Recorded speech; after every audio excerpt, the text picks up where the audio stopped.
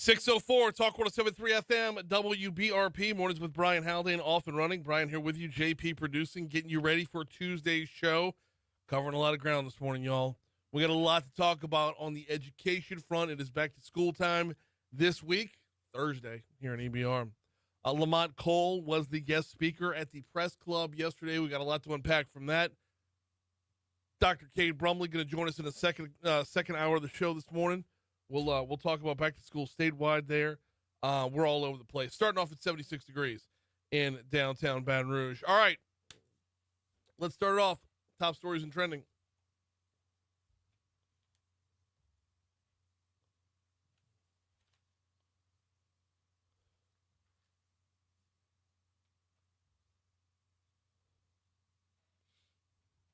Number 5. Starts us off with a story that actually NOLA.com is the one that had this one just a little while ago. Planned Parenthood is shutting down operations in Louisiana. This according to NOLA.com, the nonprofit, which has operated in the state for more than 40 years, sent a letter to their staff last Friday saying clinics in Louisiana would close on September 30th due to the lack of access to federal funding. Number 4. ABR School Superintendent Lamont Cole reflected on his first year serving in the leadership position at the Baton Rouge Press Club yesterday. Cole said in his first year, he focused on realignment strategies to serve students within the school system better. This year, he said he will implement changes to make sure the needs of the students are being met. This will include an increase on the demand of students as well. Number 3. A Denham Springs couple was arrested after allegedly defrauding Medicaid of more than $133,000. And no, I'm not the dude in the picture. Keith and Cheryl, JP, go look it up. No, seriously, dude, it's the glasses. The guy's haircut looks like he was on stage for the launch of the iPod. But, like, the number of people yesterday who hit me up with this story, oh, my word, RIP my DMs, it was bonkers. And I see it. Keith and Cheryl Duncan were both Medicaid recipients and intentionally underreported their income to receive benefits, according to Attorney General Liz Murrell's office. This coming after a tip by the Department of Health. The Bureau of Investigation agents said that between November 21st and November of 2021 and October of 2024, the couple inaccurately said they were not married, as well as misreporting their household income. You seeing it now? Oh my goodness! You seeing it now? All right. Yeah. Number 2.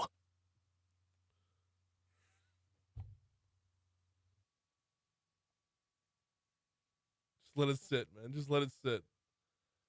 It's down by the coffee maker. You know the only person with any heart on this planet, Richard Condon, down by the coffee maker earlier. That's why I was late getting in, and he was like, Haldane, you're way better looking than that guy. So, yeah. Just have to sit here and own it. A body was found along a pipeline access road off Lobdell Highway in Port Allen Monday afternoon. West Baton Rouge Parish Sheriff's Office said a resident of a nearby Audubon Inn found the body around 2:30 p.m. Called authorities. West Baton Rouge said the body's decomposed. Forensic entomologists from LSU and State Police Crime Scene Unit are assisting in the investigation. Number 1. A registered sex offender from Bruley was arrested on 20 counts of child pornography, according to Liz Murrell's office. Agents with the office arrested Brian Higgerson, 29 years old, on Friday after receiving a tip from the National Center for Missing and Exploited Children. Higgerson was booked into the West Baton Rouge Parish Jail on 20 counts of pornography involving juveniles under the age of 13.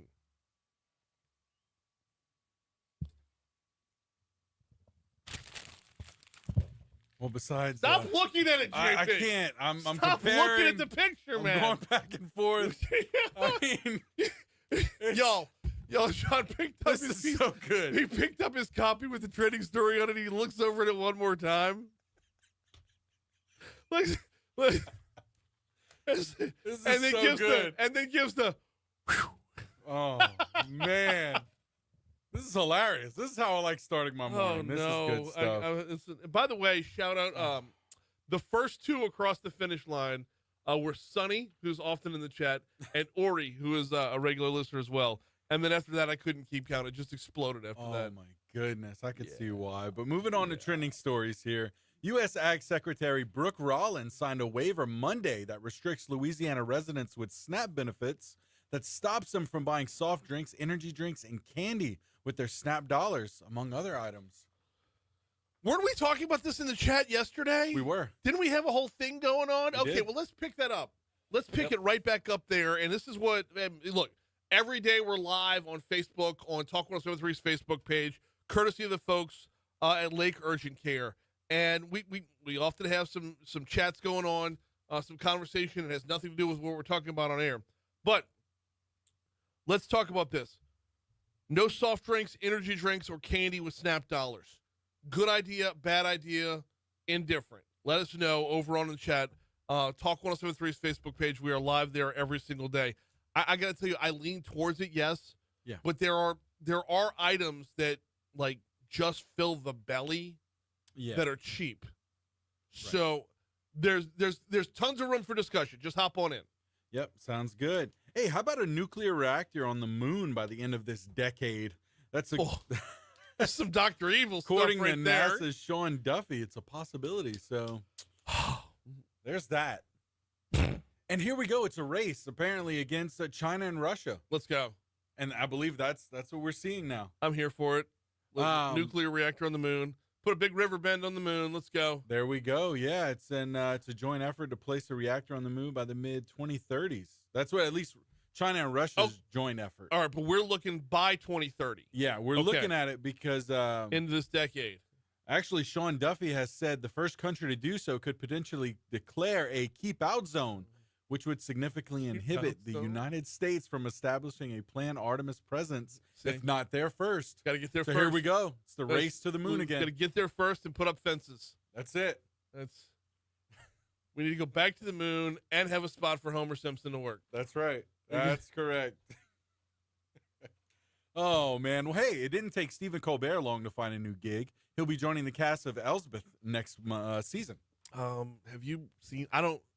Okay. I saw the trailer. I used to see the promos for Elsbeth, and then we stopped watching a lot of CBS when Blue Bloods came to an end. Blue Bloods was our CBS show, and Elsbeth was just getting started. And I know the girl that stars in that used to be in True Blood, but is she like a detective or something? Yeah, I believe so. And apparently it's a spinoff from the show The Good Wife, which I've never watched either. But so it's a spinoff. But Colbert goes on to say that he's been trying to get on this show for a while, and he playfully asked Wendell Pierce, I guess, who's the star of Elsbeth, will you talk to somebody over there? Because I keep asking CBS, I want to be a corpse on one of these shows. I want to be the body that's found behind a pile of lettuce boxes. Aim higher, Steven. So he's like, hey. Aim higher. I know you're the butt of a lot of jokes right now, but you are still a very, very funny comedian. Aim higher. But he's going to play a late night show host on this. It was confirmed that he will. Aim lower, Steven. Aim lower. So, yeah. Apparently, it's been confirmed he will play a late night host on an upcoming episode in season 3. So, so he wanted to be just a dead body found behind lettuce boxes, but yeah, I guess they were like, you know what? Why don't you play a talk show host? That's not really your stretching wheelhouse, right? Not really stretching it. So, man. All right, we're running a little bit late here. Let's stay on time. Go ahead and break right now. We will come back, talk a little LSU football next.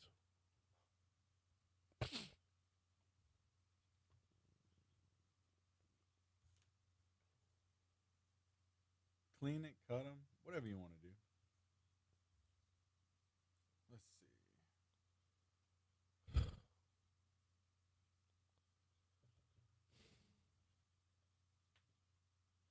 Really? Wow. Galen says, great job. Great idea to restrict EBT items. Also, I've heard that you can use EBT dollars at some restaurants. If so, abolish that too. Dang. But you're not talking about like walking into a Ruth's Chris there. You're talking about like a place that have a plate lunch, like a fast food place, not a fast. Really? Well, I don't know about fast place. food, but I know like there's places that have plate lunches that will accept EBT for them. Didn't know that. Fascinating.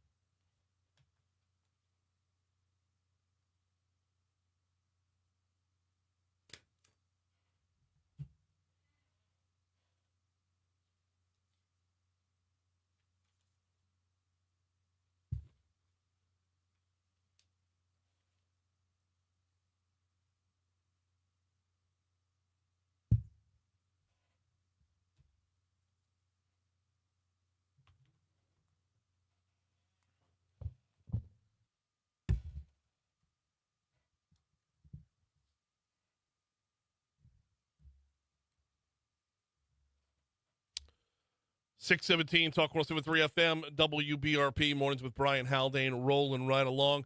Going to be on the road tomorrow. Going to be out at the Louisiana Department of Insurance's annual conference over there at the Crown Plaza. Coming up, not this Friday. Well, this Friday we got Rocco and Patty G. Next Friday we will be on location out at, I believe, Legislator in Lake Charles at the L'Auberge Casino. If you're not familiar with Legislator, it's a huge luncheon put on by the West Louisiana, like Southwest Louisiana Chamber. They cover a lot of industrial topics and how they tie into the legislature. I've only been to it once, but I was enamored with the content that came out of it, and wanted to see if I could put together the show this year. It's actually Anna Johnson's idea to send us out there from the West Baton Rouge Chamber. That's why I had West Baton Rouge Chamber on the brain. But send us out there and set up shop and just bring you a whole ton of content right from the conference or from the luncheon. Well, I guess it'd be that morning before all the, there's a number of sessions that lead up to the luncheon. So we'll be out there next Friday. And then coming up on August 27th, we're doing a 2-for-1 day at the Louisiana Travel Association's annual summit, which is also in Lake Charles. So love the partnership with the Travel Association. Love getting caught up with them and learning a lot more about what's going on in the state, all throughout the state, as they're doing work in every nook and cranny in Louisiana. All right, LSU's defense looking strong this year. Head coach Brian Kelly, well, let me say this, stronger. You got Whit Weeks and Harold Perkins coming back. Head coach Brian Kelly says he's grown a little more comfortable with other aspects, or Perkins has grown more comfortable with that star position as practice is worn on. Physically, he's been great. Taking care of himself. Recovery day, he's a beast. He just knows that, as I said, this is his year, and all of those things have allowed him to be really, really focused and not distracted. Pushing things back to the defensive backs, you got a whole lot of transfers right there, all battling for a lot of playing time. When you have that many players, you can show them, this is what I need from you. This is what we expect in terms of how you play the ball in the air, how you don't give up free access throws. And that competition draws out the best in the entire unit. You know what? We're going to talk a lot more LSU football coming up at 8:35. So Hunt Palmer is going to join us this morning. He's putting out practice reports at LouisianaSports.net. He and Matt Moscona are. We'll talk with Hunt later on in the show. Right now, here's the Fox Business Report.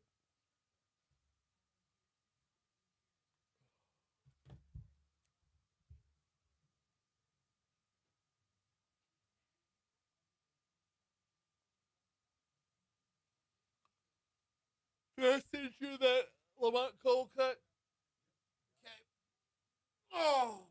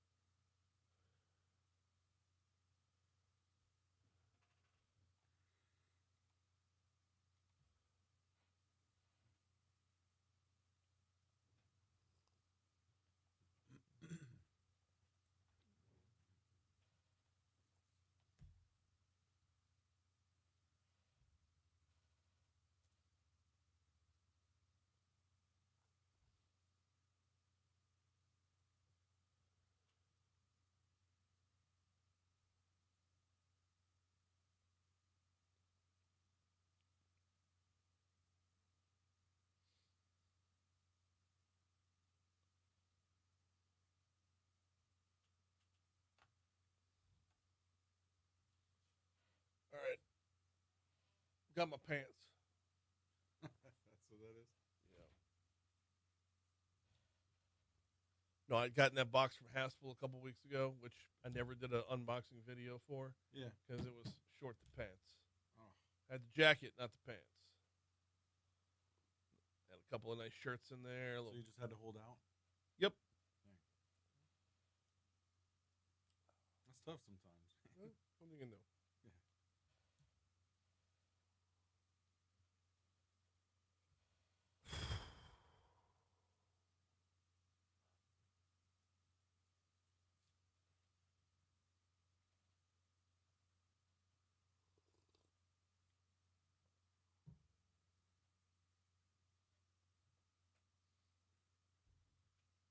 says, I guess I didn't have to send that guy's picture to you.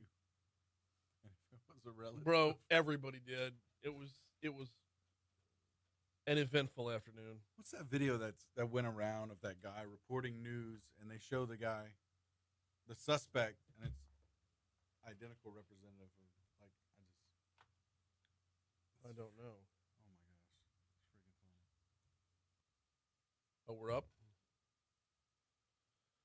All right, let's start you off here on I-12 westbound. As you approach the 10-12 merge, you're going to find some congestion right there. Not really congested as much as just added volume, starting around Jefferson Highway and then continuing all the way up to the merge. Backing up a little bit further on I-12 westbound as you're coming in from Denham Springs. We're actually looking good right there back by Range Avenue where we normally have added volume at this time. Meanwhile, over on I-10 westbound coming in from Ascension Parish, we are golden there. And 10 eastbound coming from westbound Rouge Parish looks good as well. I-110 north and southbound are both wide open, no delays in either direction. Both bridges are wide open as well. Surface streets, there's one accident to report from a little over an hour ago, but BRPD still got it up on the big board. That's Cortana at Oak Villa. So it's an hour and 20 minutes old, and it's not in anybody's drive. So just if you happen to be by that way, I'll be on the lookout for it. That's your look at traffic from the Talk 107.3 Traffic Center.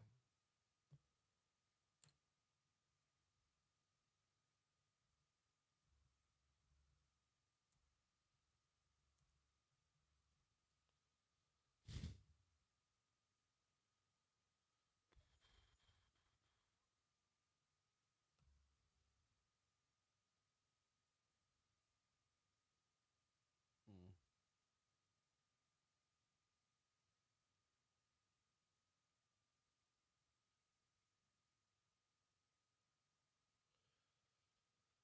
625, Talk 107.3 FM, WBRP. Mornings with Brian Haldane, rolling right along. Lamont Cole was the guest. He's our EBR school superintendent, was the guest of the Baton Rouge Press Club yesterday. He covered a lot of ground. And we're going to actually unpack it as the week wears on, kind of give a little attention to a different topic every day. Because as school comes back in this week, it's worth keeping an eye on schools reopening their doors. One of the topics from yesterday was about school start times. And this we'll call it a pilot program. We've spoken with Patrick Martin from the school board about this a couple times. This pilot program that is going to start high schools later than what we're used to. Here was Lamont Cole on that topic. We see the results in Florida. We see the results in California, where those states have passed legislation that high school and middle school are not going to start before 8:30 a.m. And we believe it's time here in the state of Louisiana and in the capital region to follow suit and do the same and lead the way for our state. So our two high schools that we are piloting this year in phase one are not going to start until 8:50, and we are going to be continuously working with the community and working with those school leaders, teachers, faculty and staff, parents, to continue to push the envelope around school start times to give our children a fighting chance of being successful. We've had a ton of high schools who requested to be included, so we're really excited about the forward thinking of the community in terms of making sure we do the right things to help our kids. Now, change is challenging, extremely challenging, but in order to provide the right type of support systems for our students, we have to think about how do we manage the change, how do we adjust, and how do we put our kids in a place where they will do the right things when they show up at school. I get it, and I understand that everywhere this has been tried, it's worked. There are naturally going to be questions that come up along with it, though. And one of those questions is, what happens when you've got, let's say, the high schooler and the grade schooler are siblings? And let's say the grade schooler is in second grade and the high schooler is a freshman. And they both go to school, and the high schooler gets out now an hour later. Your freshman gets out an hour later than your second grader. Well, now you're kind of stuck because you're used to your high school, you're used to your older sibling watching the younger sibling in the afternoon. What do you do now? Will there be a daycare problem? Will there be an extended care type of problem?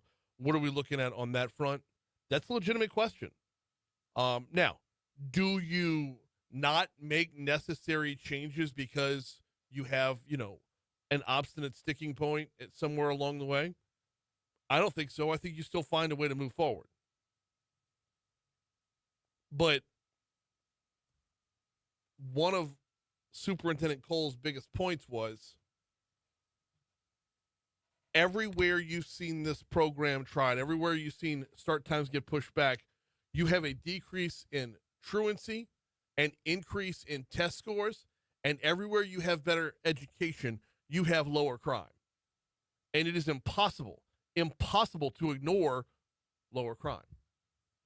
Especially when, if you go to WBRZ.com, you will see a story right there by Bess Casserly, where the headline reads, "A year after 17-year-old offenders considered adults again, juvenile crime is still on the rise."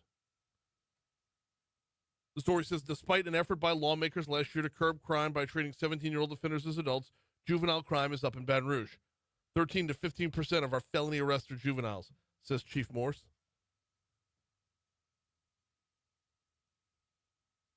Now, arresting them as adults has nothing to do with, well, I don't want to say it has nothing to do with them not being at school.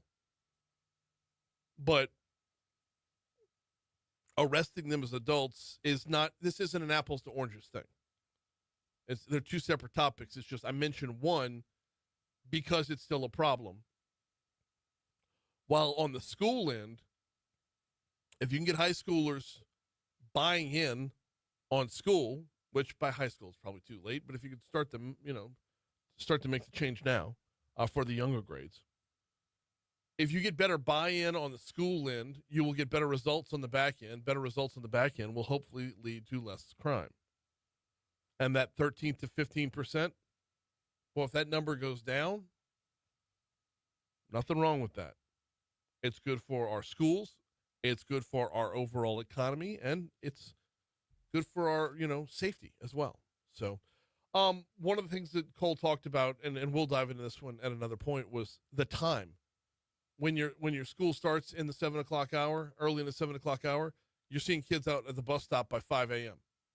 That's ridiculous, y'all. I come to work at 5 a.m. We'll pick it up later. Here's news.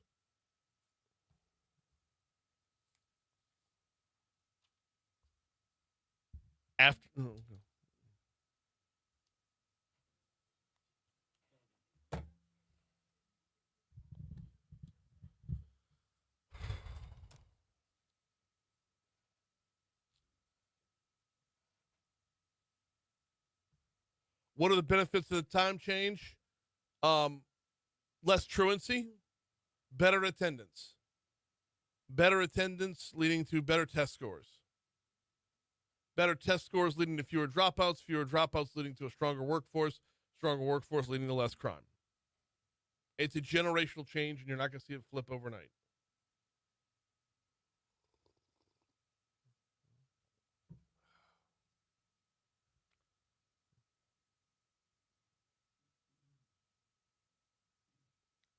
And good morning, Christy.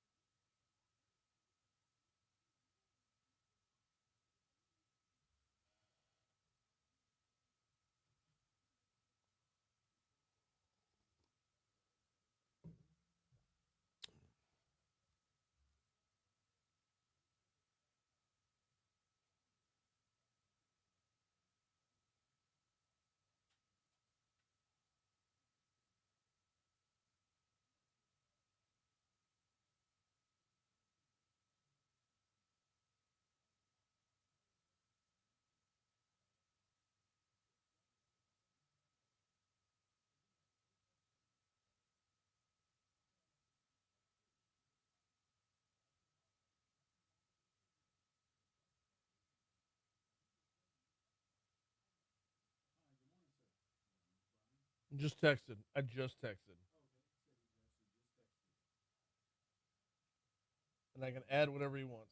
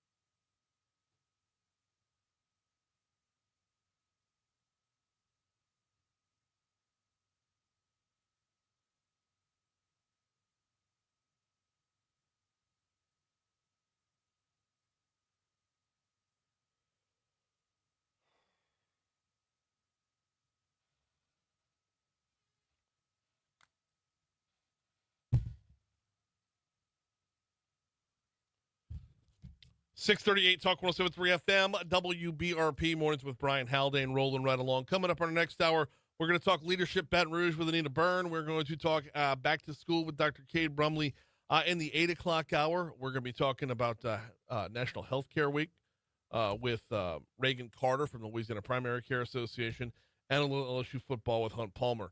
Right now, though, we check in down in New Orleans. Our guy, Jeff Crouere, is on with us. Jeff, good morning. Welcome back. How are you, man?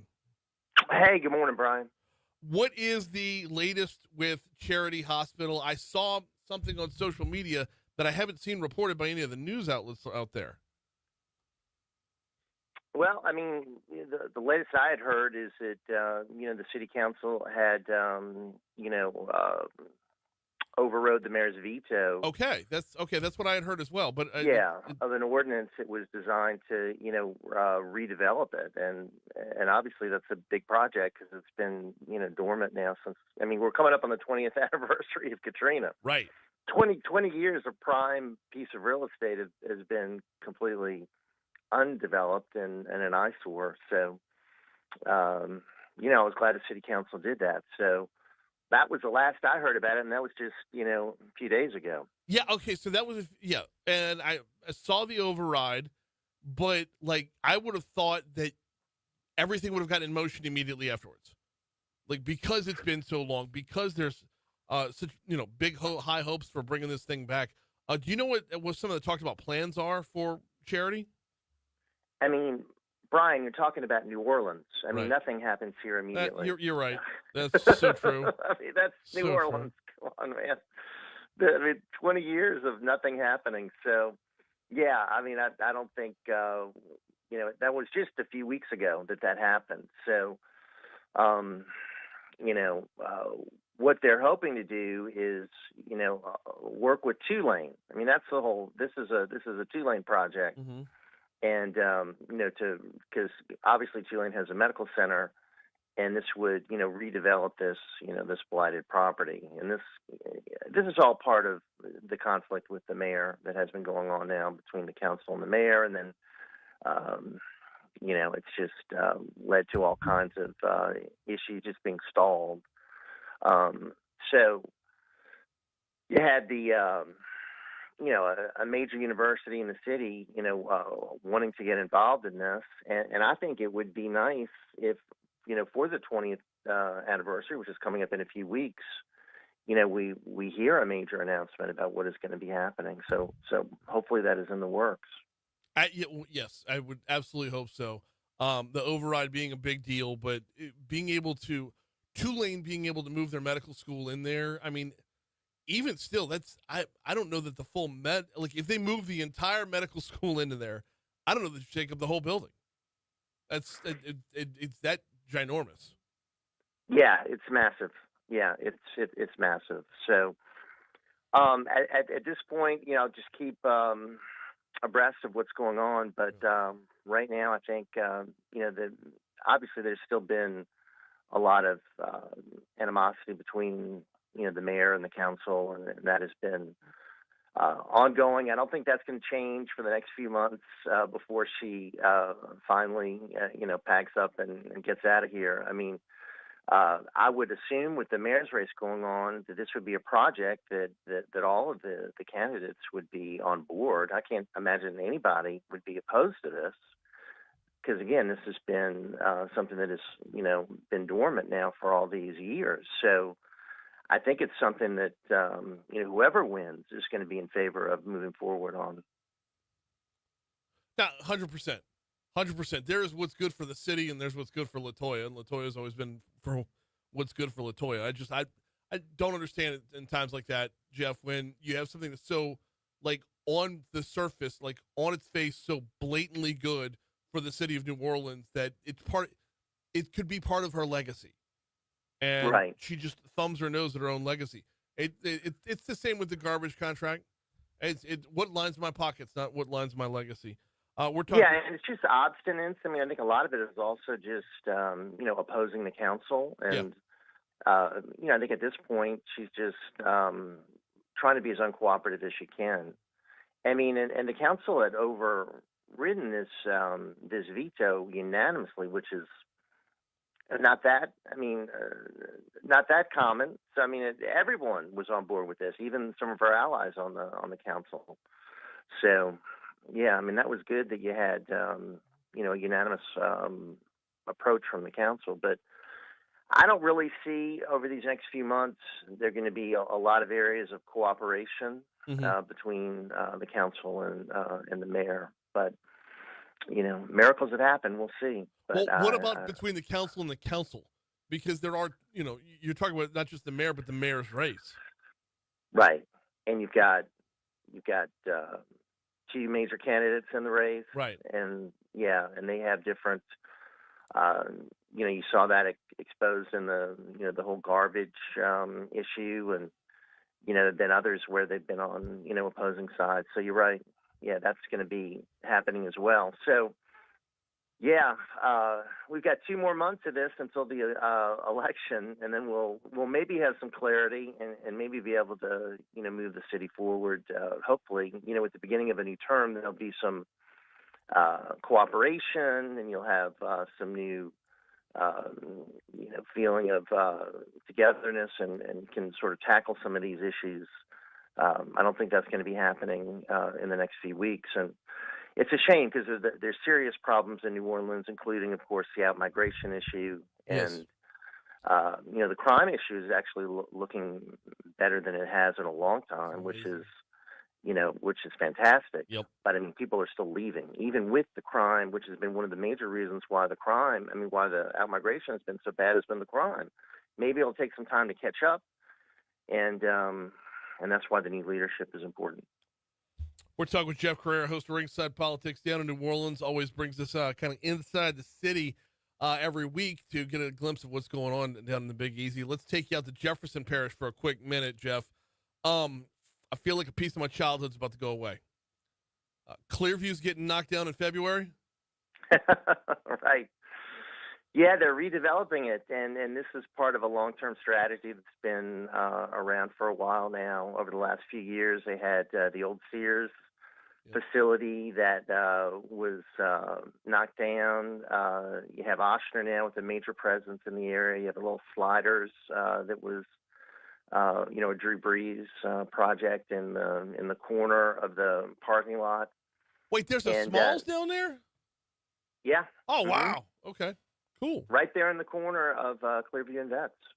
So that really, is very popular. It does well. And now Zia's, which has been there for, many years, is going to be moving out. Target was redeveloped recently.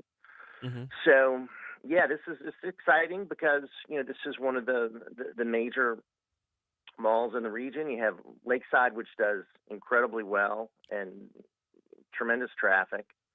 And this will hopefully revitalize, Clearview and make it more of a destination. Lakeside somehow defies time and space, dude. I don't understand it, but in Lakeside, It will always be 1992. I don't get it. I mean, I love it. I just don't get it. It's like you're talking about one of the more affluent parts of the state, one of the more affluent parts of Jefferson Parish, right there.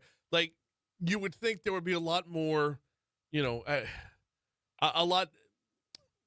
Retail's not dying, and that amazes me about Lakeside, and that.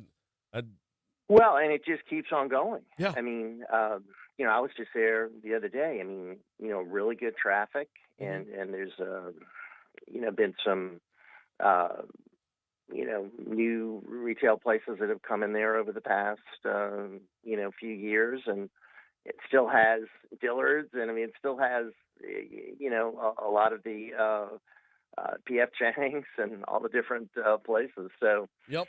Good for Lakeside. You're right. There have been so many malls that have been just closed completely. Right. So, can you still go see the Rocky Horror Picture Show? I think you have to go to the Britannia to see that. Oh my goodness. I don't know how often they do that. But so this Clearview thing is going to be big for Jefferson. It's $100 million. Wow. Okay. And it's going to be mixed use, which is what they're doing now. I mean, they're doing retail, dining, and residential, and entertainment. So it's a major facility. Meanwhile, bringing it back into the city, and this is not nearly as big a deal, but there's a battle going on about. So, is the Top Golf project canceled, or is that back on the table again? I mean, last I heard, it had been canceled. But then I'm hearing there could be a possibility to revive it, which is crazy to me because you have the 504 project, right, which is right there. I mean, it's not far away at all, and it just opened. And I don't know why you would need a 504 and a Topgolf project right in the same part of New Orleans, but it looks like the convention center got an extension on permits aimed at reviving it. I don't think that's real popular with the folks in the area, who I don't think we're exactly excited about the project, but we'll see. So we have 2 more years to see if this thing can be redeveloped. I don't see it, Brian, with the other one so close. Yeah, well, because we're 504 and they spell 4 F-O-R-E. Where 504 is at, I mean, you're talking about, maybe 2 more minutes on the interstate to get to where Topgolf was proposed to be, and you're force feeding this thing and you're squeezing it into an area that's just it's. I don't see the need for it. I mean, you could run it out to anywhere else in the surrounding area if you really need to get a Topgolf. And there got to be some projects that would be unique, that would be different, that would maybe be another attraction. Yeah. Unlike something that is already really it's just brand new, been developed within the past few months. So we'll keep an eye on that and see where that goes. But that was a surprise that you had that occur. But a lot of these decisions, you have to scratch your head sometimes, like, what is going on? But that's New Orleans, my friend. Absolutely. Oh man, you know what? I was going to ask you about pumping stations as well, since the tropics are starting to get a little more active. But I'm looking at the clock and we're just out of time, and you got a show to get to. He is Jeff Crouere, host of Ringside Politics. Always appreciate the time, brother. Talk to you next week. All right, my friend. Thank you, Brian. Thank you. It is 6:50 at Talk 107.3. Oh, we got 10 seconds. Still 6:50 at Talk 107.3 FM WBRP. We will take a quick break for your money now. We will check traffic. And, you pick it back up with a story you heard in the news in just a minute.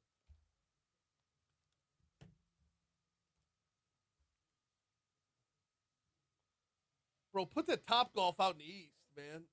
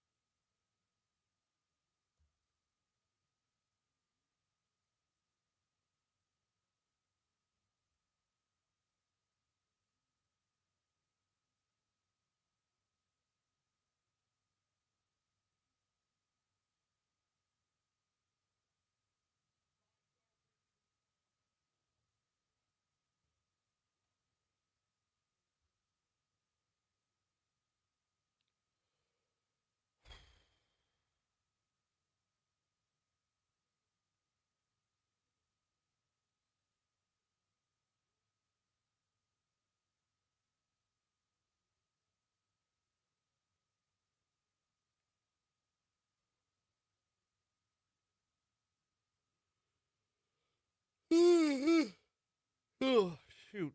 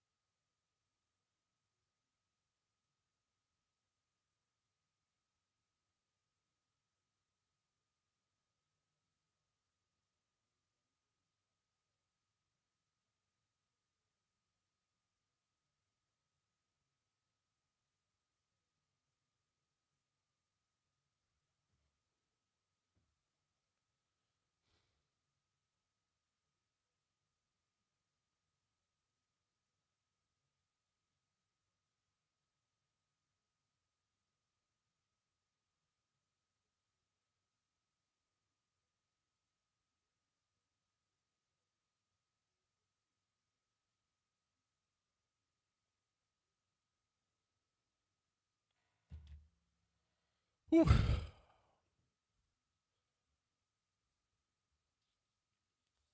shoot. I was supposed to give you some cuts here.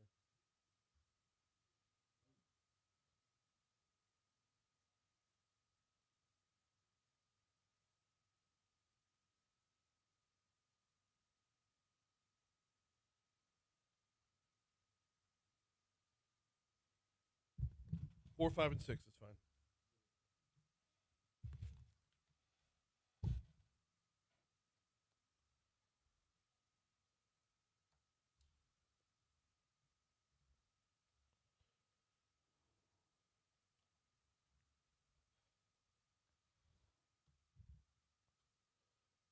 .655, Talk 107.3 FM, WBRP, Mornings with Brian Haldane, rolling right along.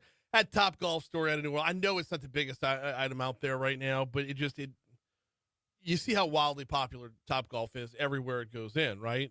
Well, they've got another establishment. Just kind of give you an idea of where this is at. It's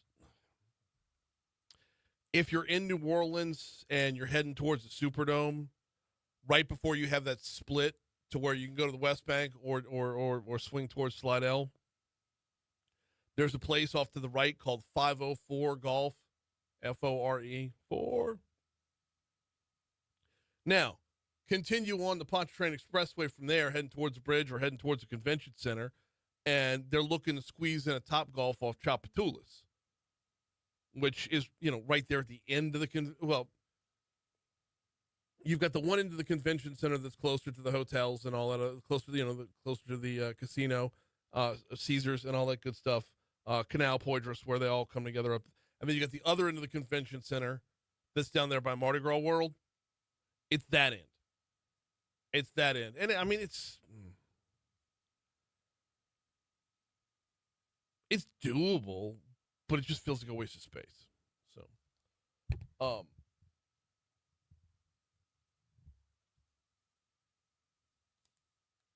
man, there was a story in news at the bottom of the hour that I want to get to.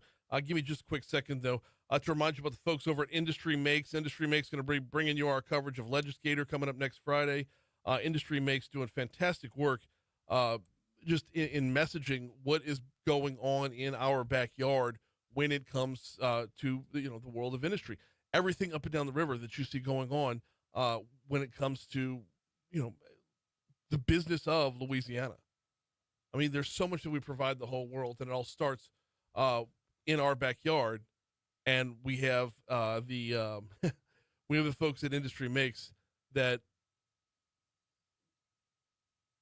can bring you the proper messaging for it. From their website, it says Louisiana's manufacturing sector and the businesses that support it can no longer stand aside and let others tell their story. So that's what we're here for, and that's a big chunk of what Legislator is going to be about. So looking forward to next Friday, and I appreciate the partnership with Industry Makes on that.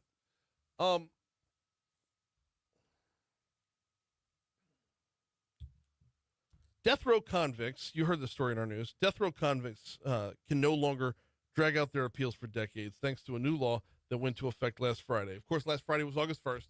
A ton of new laws went into effect. Close to 300 of them, by the way.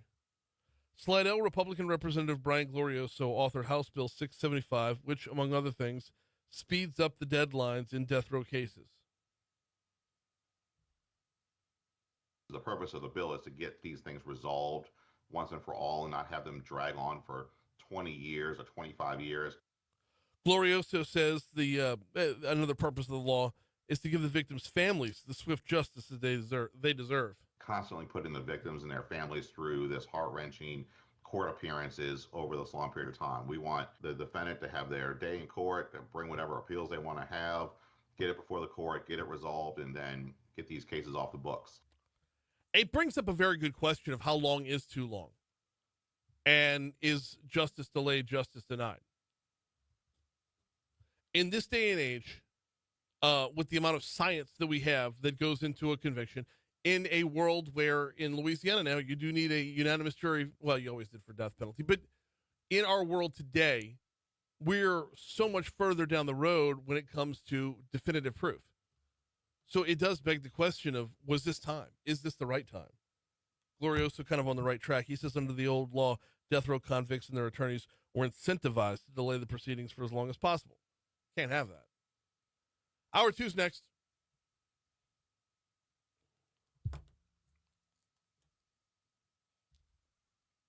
You have scissors? You have scissors? Okay. I don't have scissors on I me. don't know. Oh, maybe not on me, but I get it. Maybe behind me. Maybe. Let's see.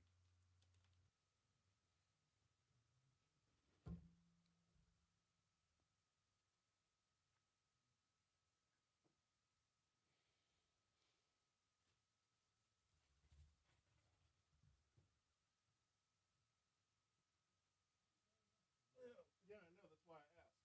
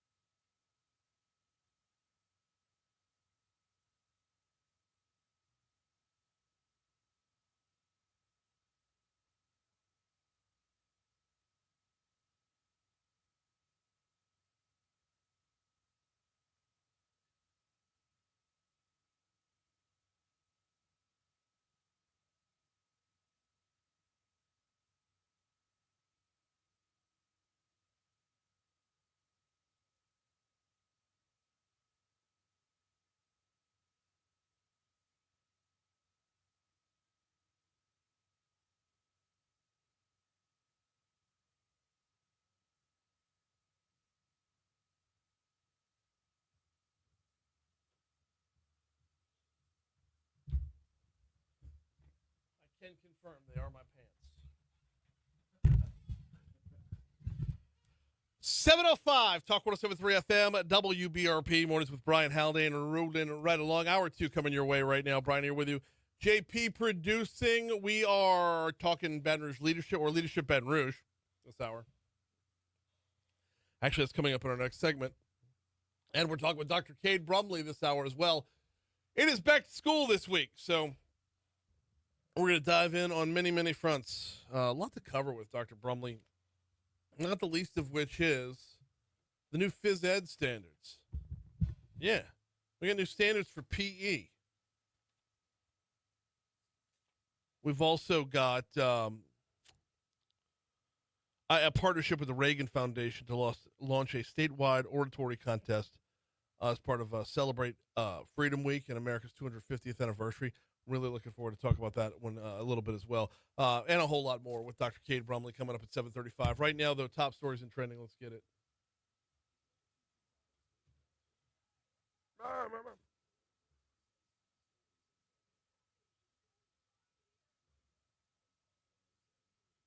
Number 5. A Denham Springs couple was arrested after allegedly defrauding Medicaid of more than $133,000.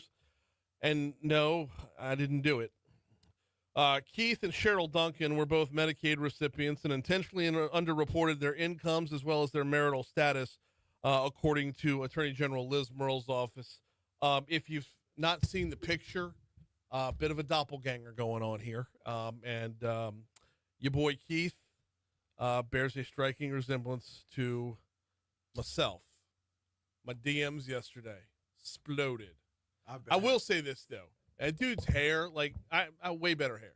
Oh, for sure. So the glasses do the whole thing. The glasses, the nose, the mouth. Like, I see the similarities there, but your boy Keith, looking like he was on stage for the launch of the iPod.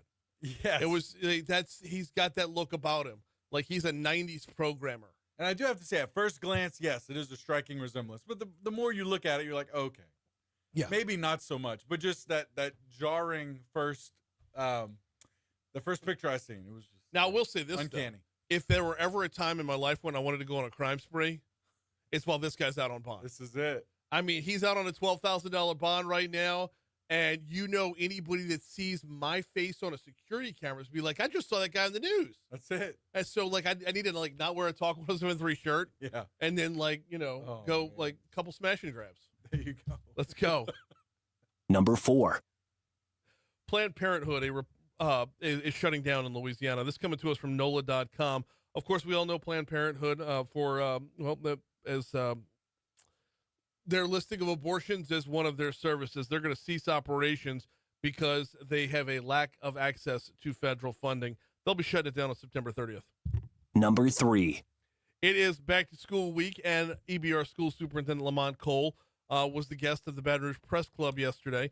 Cole said in his first year, he focused on realignment strategies to serve students within the school system better. This year, he said he will implement changes to make sure the needs of the students are being met.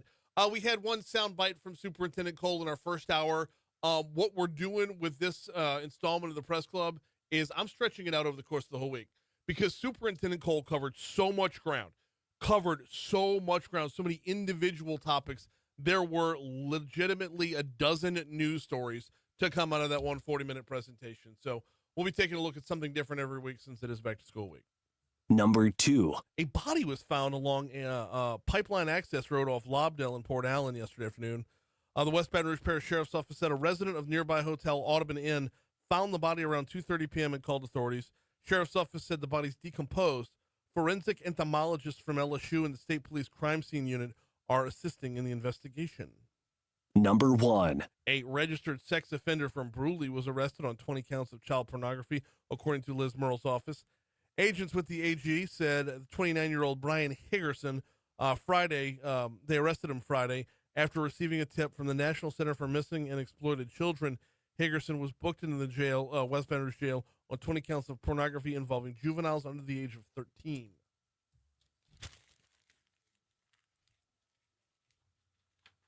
What's trending, John? Well, U.S. Ag Secretary Brooke Rollins signed a waiver Monday that restricts Louisiana residents with SNAP benefits that stops them from buying soft drinks, energy drinks, and candy with their SNAP dollars, among other items.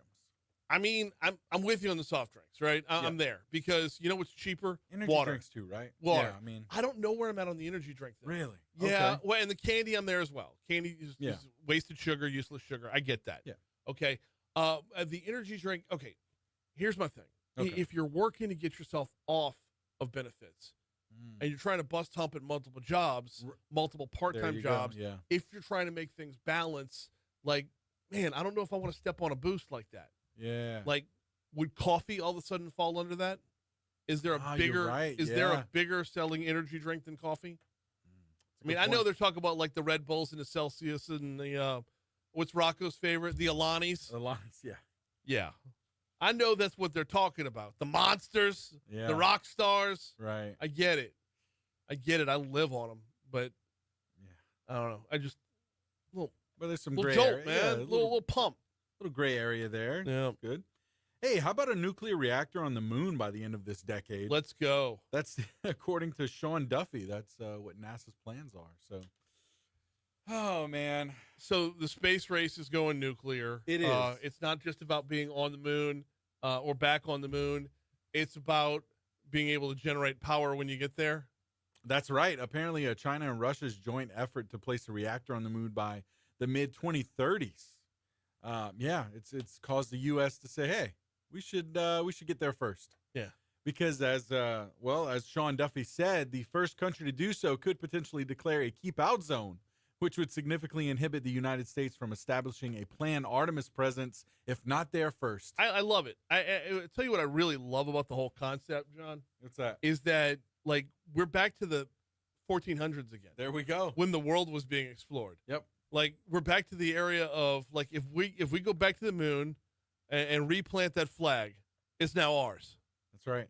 It is we're here first. We have a flag. Didn't That's right. Eddie Izzard do a great bit about that? Like, He did. did they bring a flag? Like that's this is where we're headed. Oh man, yeah, we are. Not just a unfortunately. flag. Put up a fence too, That's it. and two IHOPs so you could say let's go to the good one. Get a Dollar General up there real quick. Hey, Then didn't right back to the smash and grabs. Yeah. Didn't take Stephen Colbert long to find a new gig. He'll be joining the cast of Elsbeth next season. And he's gonna play a late show host. He will, yeah. Well, guy's got Talk range. about being pigeonholed. He's huh? got range, my man. So I was reading. Let's see. He's mentioned this before with the star of the show, who apparently went on his show. Let's see. Let me find this real quick. I'm so sorry. Wendell Pierce Mhm. was on his show once back in February, and Colbert playfully asked, "Will you will you talk to somebody over there? Because I keep asking CBS. I want to be a corpse on one of the shows." He joked, "I want to be a body that's found behind the pile of lettuce boxes." Yeah. And And Pierce so- assured Colbert that I can So- make that happen. Does that make Elsbeth basically the same as like every Law and Order, every Dick Wolf produced show out there? Right. Is that where he's at? Oh man. Yeah, this is what we're seeing. Yeah. That's what All we're right. seeing. Well, good for him. I love me some Wendell Pierce, man. New Orleans native. Yeah. I mean, name the time you didn't love Wendell Pierce in whatever role he was in. It's good stuff. We're at 7:13 to talk 107.3 FM. Running a little bit long here. Let's talk leadership Baton Rouge. That's next. Please make sure that's her, Anita. Anita.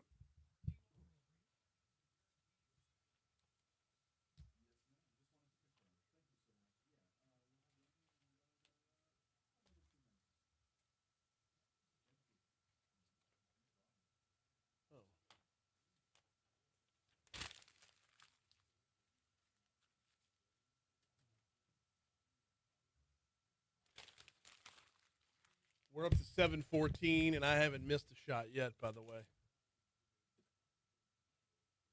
Buckets.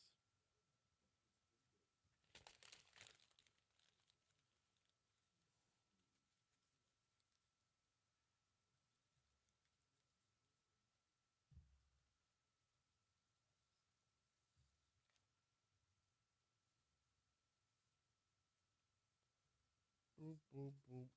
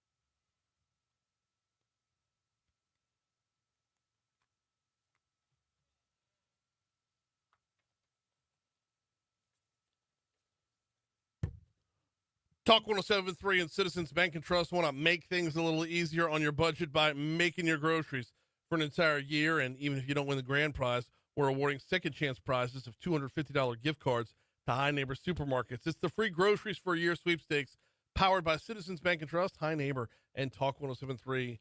Register now at talk1073.com. All right, it is time, y'all, for the next Leadership Baton Rouge class. Time for applications on that front. Joining us now to talk about this from Leadership Baton Rouge, from the Baton Rouge Area Chamber, we've got Anita Byrne with us. Good morning, Anita. How are you?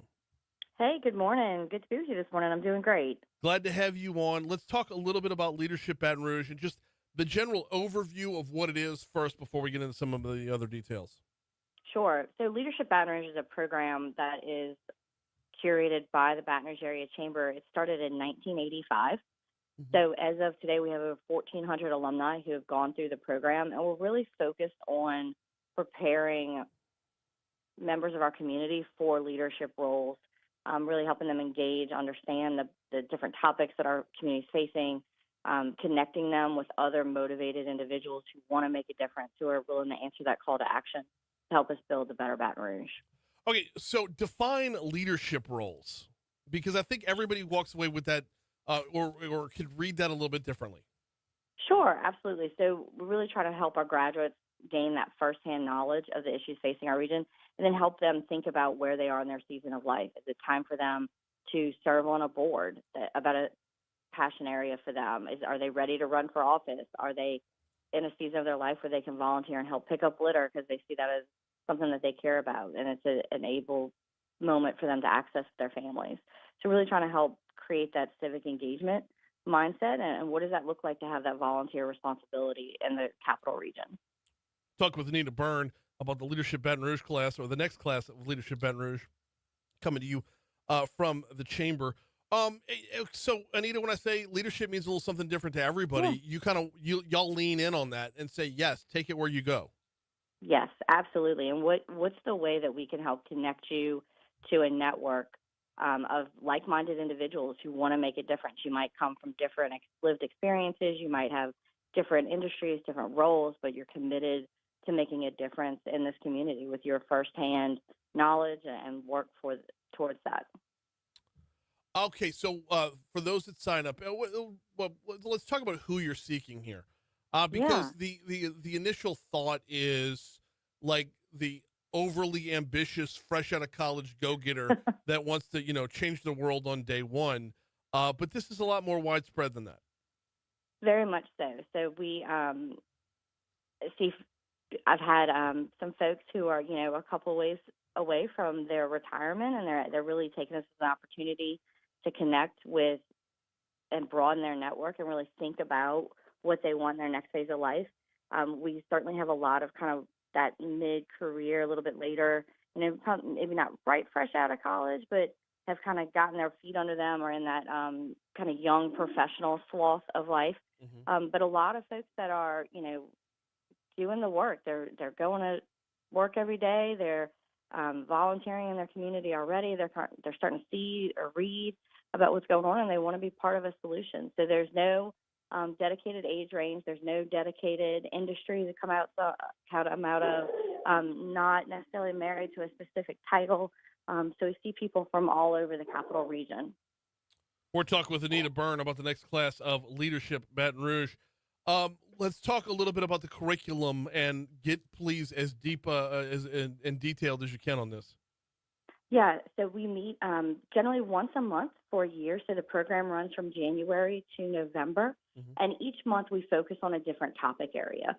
So we'll do a day on economic development, a day on healthcare, a couple of days on education, and really bring the cohort members, the class members, to engage with the organizations, the people, the systems that are tied to that topic area to help give them that knowledge, really help them focus on, hey, what are we doing great here in the capital region? What are those areas where through collective action we can lean in and make a difference?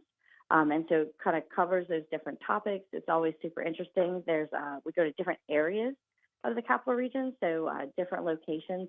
So every year, every cohort's a little bit different. We try to keep it very fresh, very current, very engaging on what's on the next thing for our community to be thinking about. You said you meet roughly once a month. Sometimes that is more than one day within that meeting, though, right? I mean, there's some deeper dives along the way. Yeah, so in the beginning of the program, so in January, we'll do a 2-day retreat based here in Baton Rouge, and then February through October would be once a month, Okay. a full day, and then in November we'll do our 2 days together. In addition to that, which is kind of the programmatic side, Leadership Baton Rouge alumni is very active, and that's really meant for the past graduates in the current class. We do programming throughout the year, focused on different topic areas, different networking opportunities, different service learning opportunities. And so whoever's in the current class is also invited and engaged to participate with alumni events as well. So it's a very active network, very active program year, very focused on that continued engagement and learning. Got just a couple minutes left with Anita Byrne talking about the next class of leadership or Leader Baton Rouge. Let's dive into the selection process here because far too often I think people rule themselves out before they count themselves in. Oh, yeah, that's so true, isn't it? Yeah. So the application process is online. There is free to apply. What it looks like, you can either respond through written responses or send us videos and do video responses, whatever your preferred communication method is. But it's an online application, and we're really trying to get to know the applicant. I'm really hoping for thoughtful responses. What do you see in the capital region? What are you hoping for? What are you hoping to get out of this experience? High quality applications really reflect that individual's lived experience and help us get to know them and what they're going to contribute to that cohort. Would not count yourself out. It is you don't need a ton of letters of recommendations. There's no fee to apply. Definitely want you to be thoughtful in that application process. Mm-hmm. And as I always tell people, even if it's a no for right now, that means it's a yes for a future class. I think it's a wonderful experience. I think we end up really getting a lot out of it. How many folks make each cohort, thereabouts? It's about 40 people 40. per cohort. Yes, sir. Okay. And overall, once you break it down, there's you mentioned it earlier on, but I want to go back into it a little bit further. Yeah. Is the different strategic focus areas that are within? I mean, because they're kind of all over the place. When you can talk about education one day, transportation another. You talk about poverty one day. Like, walk me through just how they all mesh together.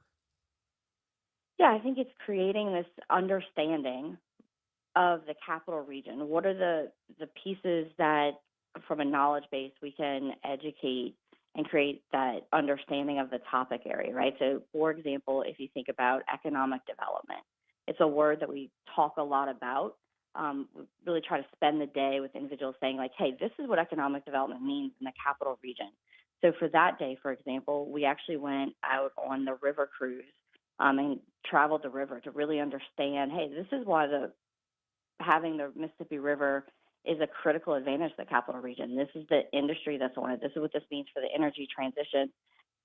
From there, we went out to River Parishes Community College, saying, hey, this is what we mean when we think about economic development, that tie to workforce development, and what those opportunities are in our backyard. So every day is really focused on that knowledge base and then that connectivity of, hey, what does this mean for you? What do you see? What do you feel called to engage with?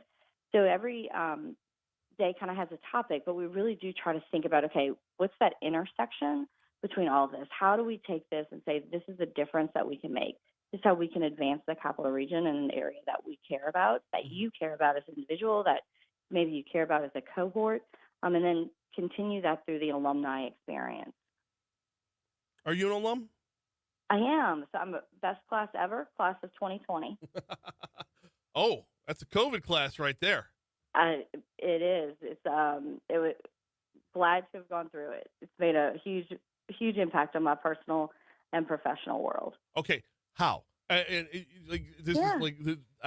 glad to have you on to be talking about this because, like, you can give a real life testimony. How have you utilized what you learned through the program in your life, and how have you carried that into Baton Rouge?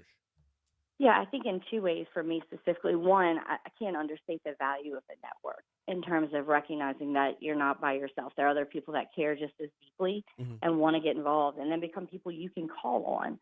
And so I think one, not just my class cohort, but the larger alumni network has really been um, kind of bolstering and grounding to me. I think from the knowledge base, one of the things that was most interesting to me was you might have one topic, but how people view it, right? And how they come to it with their lived experience. And there might be a unique solution that someone presents as something that I never would have thought of, but it has great value. It makes a lot of sense. And maybe it just isn't being echoed and pushed forward. And so that's really enhanced my ability to sit in complex rooms, to tackle issues, to make sure that we're hearing and listening to the voices and perspectives to get to that solutions oriented, that call to action, like not just sit in the room and talk about it, but let's go out and make something happen. It's really enhanced my ability to do that and live into that. Are there any big footprint examples, like any big footprint examples you can point out that other alumni of Leadership Baton Rouge have left their mark on Baton Rouge as a result? Yeah, I mean, I think when you think about 1,400 alumni, right, since Right. 1985, they have gone on to be made, we have CEOs of organizations, private and public, held. We have nonprofit leaders. We've had elected officials. I mean, when you think about where people have ended up, it's a very robust list, and to think of them still being active. I mean, at our recent Leadership Baton Rouge alumni annual luncheon, Donna Siraj was our keynote. She gave this wonderful talk about her experience in the alumni program. And of course, she is, with Community Coffee, a huge organization here in our community. And then we honored two of our alumni for their engagement in community service. So this year, we honored George Bell, who is the CEO of the Capital Area United Way and just a major advocate and force in our community. And we also honored Major Frederick Link Thomas, who is with the East Baton Rouge Parish Sheriff's Office and has just done an amazing work within that law enforcement space. He's been the president of NOBLE, which is a national organization of Black law enforcement officers, and has really, been telling that engagement story, that mentorship story, both at a local and a national level, representing the capital region. How long is the application period open till? What's the deadline here? So September 30th at midnight. All Get right. it in.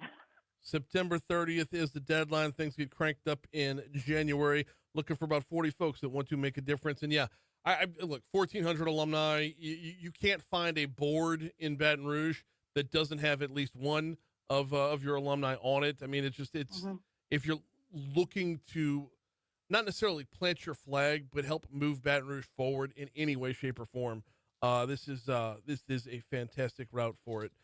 September 30th is the deadline. Hit up brac.org is the home base website right there. Actually, within that, I believe y'all have leadershipbr.org to put your application in. Is that right? So Or no, that's the BRAC alumni dot- side. Yeah, sorry. Yeah, no, you're good. BRAC.org/leadership Yep. would be the direct link to the application, as well as some additional information, even including the date in 2026, so you can make sure that there's no conflicts on your calendar. So BRAC.org/leadership. And then if you want to know more about the alumni event and upcoming events, we typically do have ones that are open to the public as well. That would be on the Leadership Baton Rouge alumni site. Gotcha. She is Anita Byrne. We appreciate a couple minutes this morning. Thank you so much. All right, thank you for having me. I appreciate it. Take Always. care. You do the same. We got that's Anita Byrne. We got Dr. Cade Brumley coming up in just a little bit. We got news on the way. Do need to remind you about the folks over at NeuroJust. Check them out online at neurojust.com. NEUROJUST. Who needs NeuroJust? Anybody battling anxiety and or depression who is going through the fight. You know the constant fight or flight that goes on in your mind or in the mind of your loved one, and you know just how exhausting it is. If face-to-face therapy isn't the answer, if the prescription meds aren't the answer, give NeuroJust a look. It's transcranial magnetic stimulation, FDA approved, completely painless, no side effects. Check it out at neurojust.com.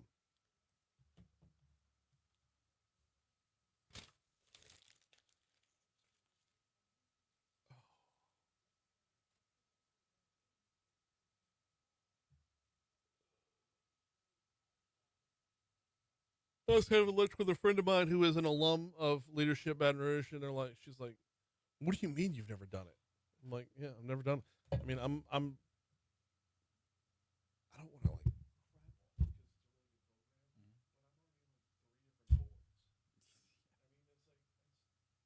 Per year.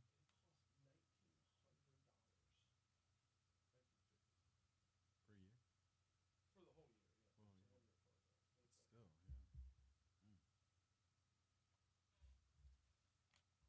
If Guarantee would pay for it, I'd definitely do it. But I'm not ponying up my money. I got 3 kids, you know. Yeah, believe me, I know. Yeah, man.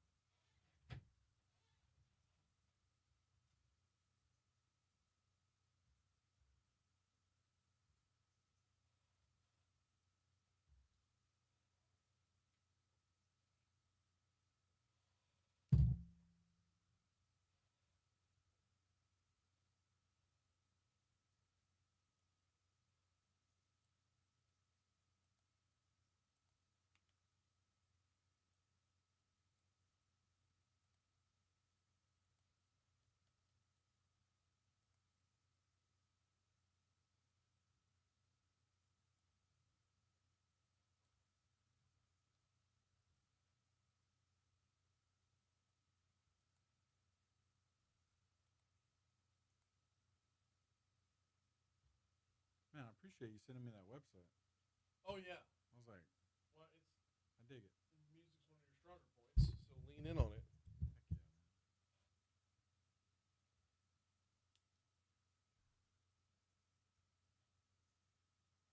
And this day in history will be in its normal segment today. Yeah. That's I was gonna move it because they had an 8:05 and an 8:15, and then the 8:15 canceled, so I moved the 8:05 into the 8:15. Oh, okay. And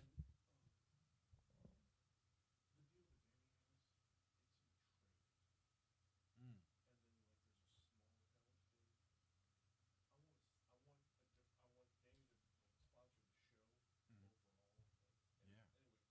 Yeah. Yeah, I'm gonna check it. Studio. Hey, good morning, sir. Yeah, we'll have you up here in just a few short minutes. All right, thank you.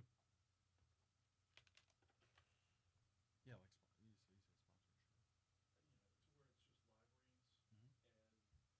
Yeah, wow, pretty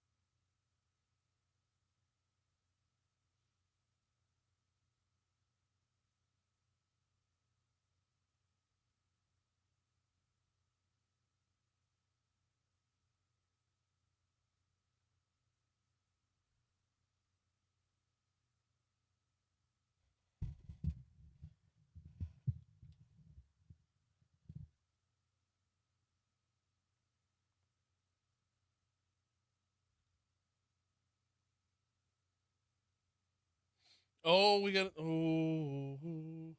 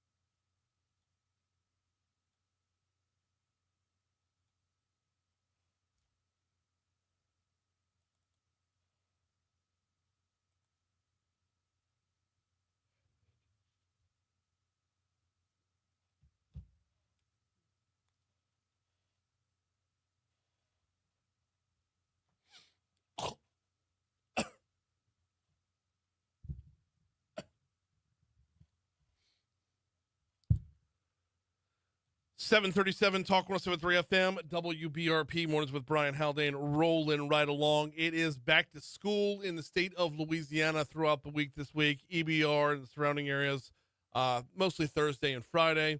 Joining us now to chat about that and a few other items, we've got our State Superintendent of Education, Dr. Cade Brumley, on the hotline. How are you, sir? Hey, no more sleeping in for these kids. Time to go back to school, man. Well, you say that, but we got a pilot program going on in Baton Rouge that might let them.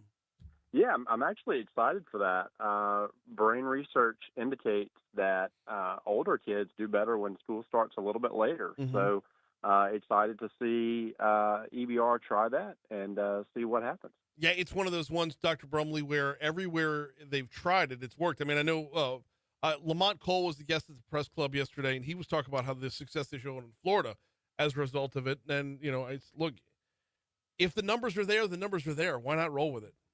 Yeah, I'm excited to see them try that and push the start times back a little bit for older kids. The challenges that come with that are after school activities and sports and those types of things that sometimes get pushed back a little later as well if you start later. But I think they have, worked through those challenges, and it's a good decision, and look forward to seeing where it goes. Yeah, my bigger concern there is when Big Brother takes care of Little Brother. And Big Brother ends up getting out of school an hour later, that can jam some families up. But, I mean, there are workarounds. There are workarounds to be found. That's why you have a pilot program to flesh all those things out. So good on EBR for moving in that direction. Across the state, what are we looking at? How widespread is the return to school? I mean, I know we're Thursday here in EBR. How staggered is this depending on where you are? Well, in Louisiana, every school system controls their own school calendar. And so we have we have schools starting this week, and that will run really for the next 2 to 3 weeks, those starts. And one of the most significant challenges, opportunities this year rather, is the amount of energy we've put in high school students experiencing work-based learning. So one of the changes that people will see across the state this year is more high school students will be participating in internships, and they haven't previously done that. If you look at national numbers, you'll see that in Louisiana, fewer high school students participate in on-job training than in many of the other states around the country. And due to some changes that we've made in policy, that will shift this year, mm-hmm. and more of those high school students will have the time to participate in internships. So we're looking forward to that this year as well. Very cool stuff. We're talking with Dr. Cade Brumley about the upcoming start of school. And I know in the Haldane house, we're starting to, move the bedtime up a little bit. We do it incrementally, rather than just one night saying everybody go to bed for the school time, for, the school bedtime. We try to do it incrementally. We find we get less pushback that way. Well, whatever works for you, man. You get that stare from the kids whenever you say it's time to go to bed. I know. Yeah. The one more show, 5 more minutes. The typical arguments for sure. I have to finish this game. I'll be right then. Oh my goodness. Yes, absolutely. Couple things once school is back in. I know you've tackled. We've tackled English standards and numeracy standards and history standards, and now phys ed is in the mix too. Well, we have to get fit in Louisiana, Brian. So I think for too long we haven't paid enough attention even to health and physical education. And what we don't want to do is just roll out the balls and let kids walk around the gym and maybe pick up a ball and bounce it. We want to be more thoughtful than that. There's a lot of movement happening in Louisiana and across the country with health and nutrition, and we just felt it would also be important to put some energy, that's an odd choice of words, I guess, but put some energy back into physical fitness. And so we're going to be reworking what students are expected to know and be able to do in each grade level with physical education. A couple of years ago, with the help of various legislators, we made recess mandatory in grades K through 5, and that is supervised unstructured time where kids get to go out and play. But these PE standards that we're working on now will be structured in what kids are supposed to know and be able to do in PE classes. It's just more dodgeball, though, right? Oh man, dodgeball, good times. Yeah. You had those rubber balls. You had the red ones or maybe the yellow ones, and that you'd hit them in the head and they'd bounce off about 20 feet. No, we're not going back to that, Brian. But the PE standards, we're going to make sure that kids get active and fit with these standards, and I think it's a real opportunity for us, and I think it's something that's been neglected for too long. No, absolutely is, and in grade level appropriate, of course, as you make your way through, to be sure. And there's a whole, by the way, at Yale's website, there's a whole overview page for what the physical education standards are. It's actually a pretty decent read to get you a little behind the scenes on it, to be sure. We're talking with our State Superintendent of Education, Dr. Cade Brumley. Want to pivot over, if we could, to the Raegan Foundation partnership. What is this all about? Okay, so a few years ago, Lance Harris, when he was a state legislator, who's now a Bessie member, by the way, we worked on a bill called Celebrate Freedom Week. And so during Constitution Week, which is basically the third week of September every year, we do encourage, and schools and school systems participate in what's called Celebrate Freedom Week. So they spend additional time looking at the Declaration of Independence, the Constitution, those types of documents. So that happens in September of every year. Well, last year for Freedom Week, we decided to get all of the high school students in the really greater New Orleans area that were planning to enlist in the military. We took them to the World War II Center, and we had their enlistment ceremony there as part of Celebrate Freedom Week. Well, we wanted to do something innovative and cool this year for Celebrate Freedom Week as well. So what we have done for this year is we've partnered with the Ronald Reagan Foundation and the Reagan Library out in California, and we're offering to students across the state an oratory competition.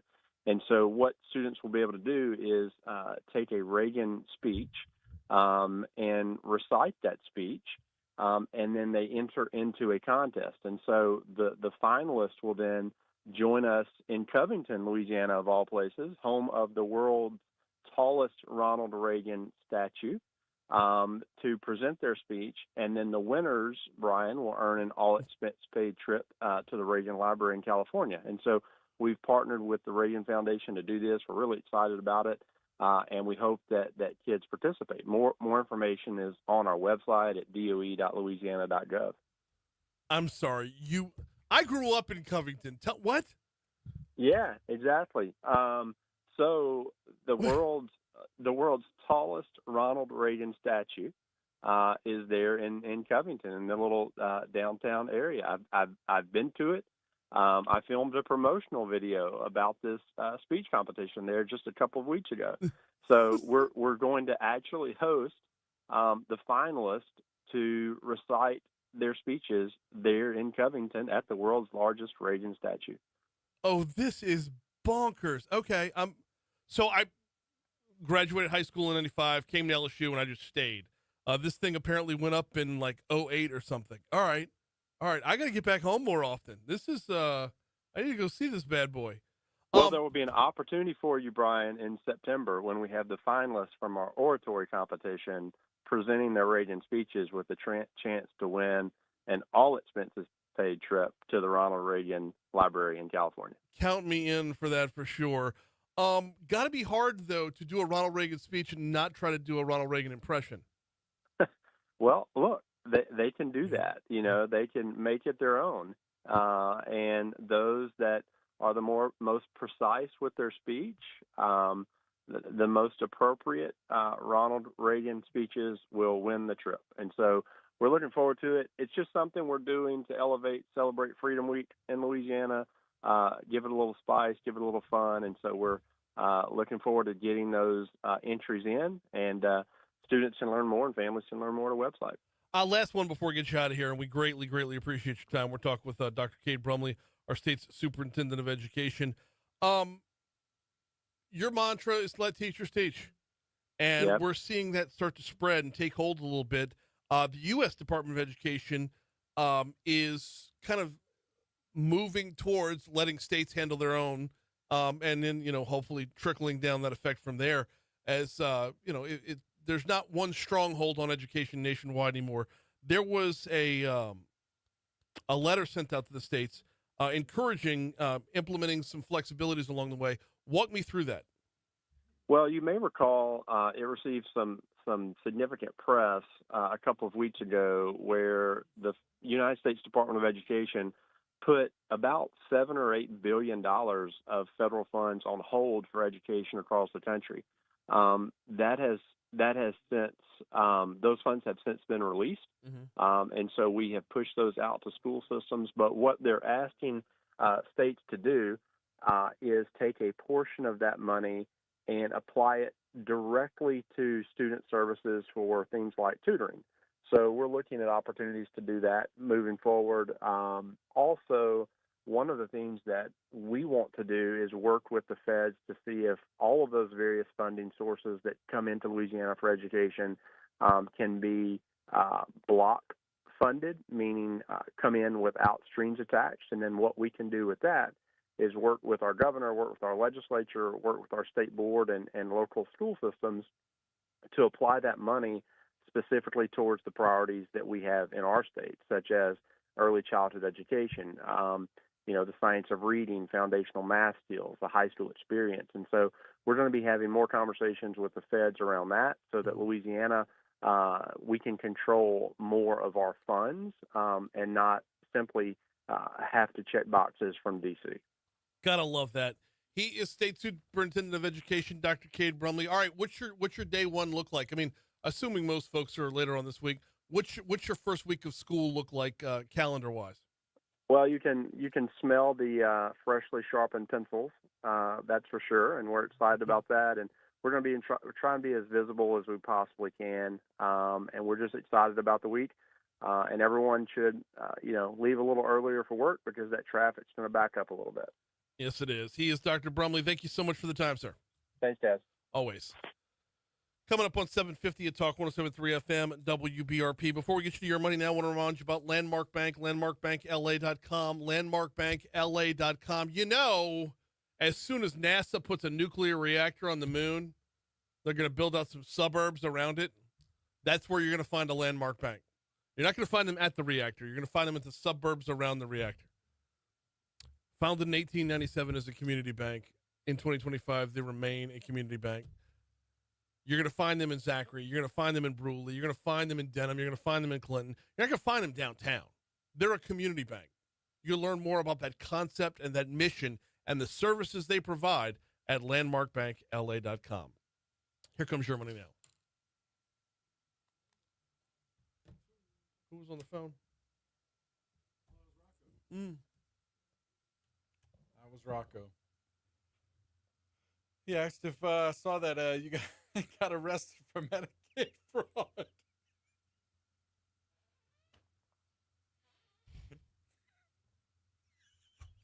little insulting. I mean, come on. Christy's way better looking than the chick in that picture. So either he thinks I'm leading a double life and scaling down. Gotta be. Go by an alias named Keith Duncan. Keith Duncan. Oh,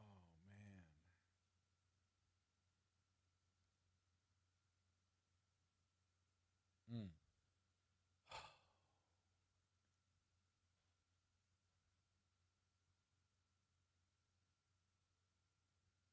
Yahoo's headline for it is Romeo and Juliet from Denham Springs charged with government benefits fraud.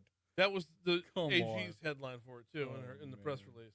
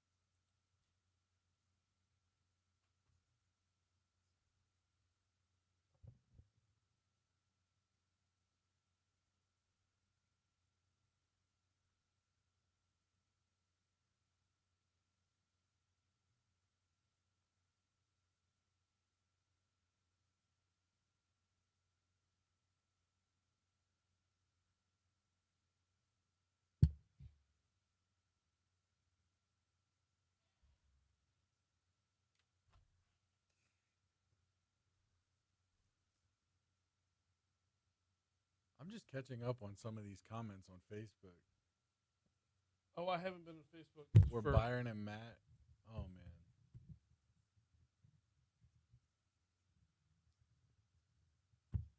I'm surprised Brian didn't use his street name, Howard. Byron says. Matt says Keith could be a cousin or a brother. Byron says I can picture the guy sitting in the yard regaling the inmates with sports analogies.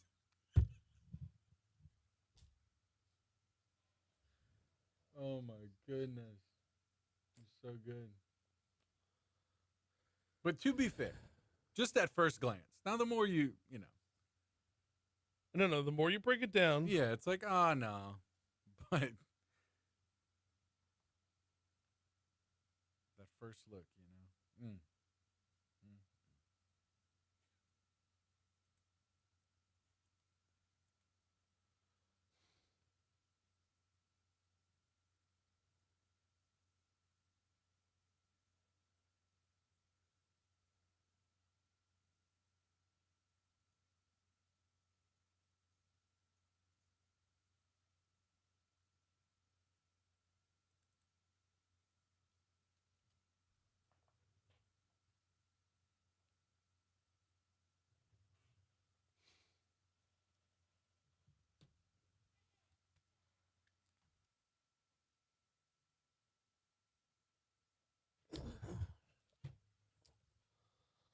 We have to talk about those physical education standards. Byron says over on the Facebook chat, which, by the way, we're live on Facebook every day, courtesy of Lake Country Care. I remember the presidential fitness challenge. We get to climb a rope 20 feet to the ceiling with a blue pad as thick as a bed sheet to protect us if we fell. I remember the rope climb. The rope climb was brutal. The pull-ups were brutal. Give me push-ups and sit-ups all day long. Push-ups and sit-ups I could do all day long. Or at least I could. Probably still could do a lot of push-ups. I don't think I could. The sit-ups, no. The midsection ain't where it used to be. Matt says all the push-ups and sit-ups you want as long as you got something like 15. So we also had a timed mile for ours. Oh. JP, you had a timed mile? No. No? We just walked track. Okay. Shot basketball. Yeah. Man, so more often than not, PE was a sport, not just exercise. Yeah. You go play kickball one day. We did a lot of dodgeball. Dodgeball. If it rained that day, wiffle ball in the gym.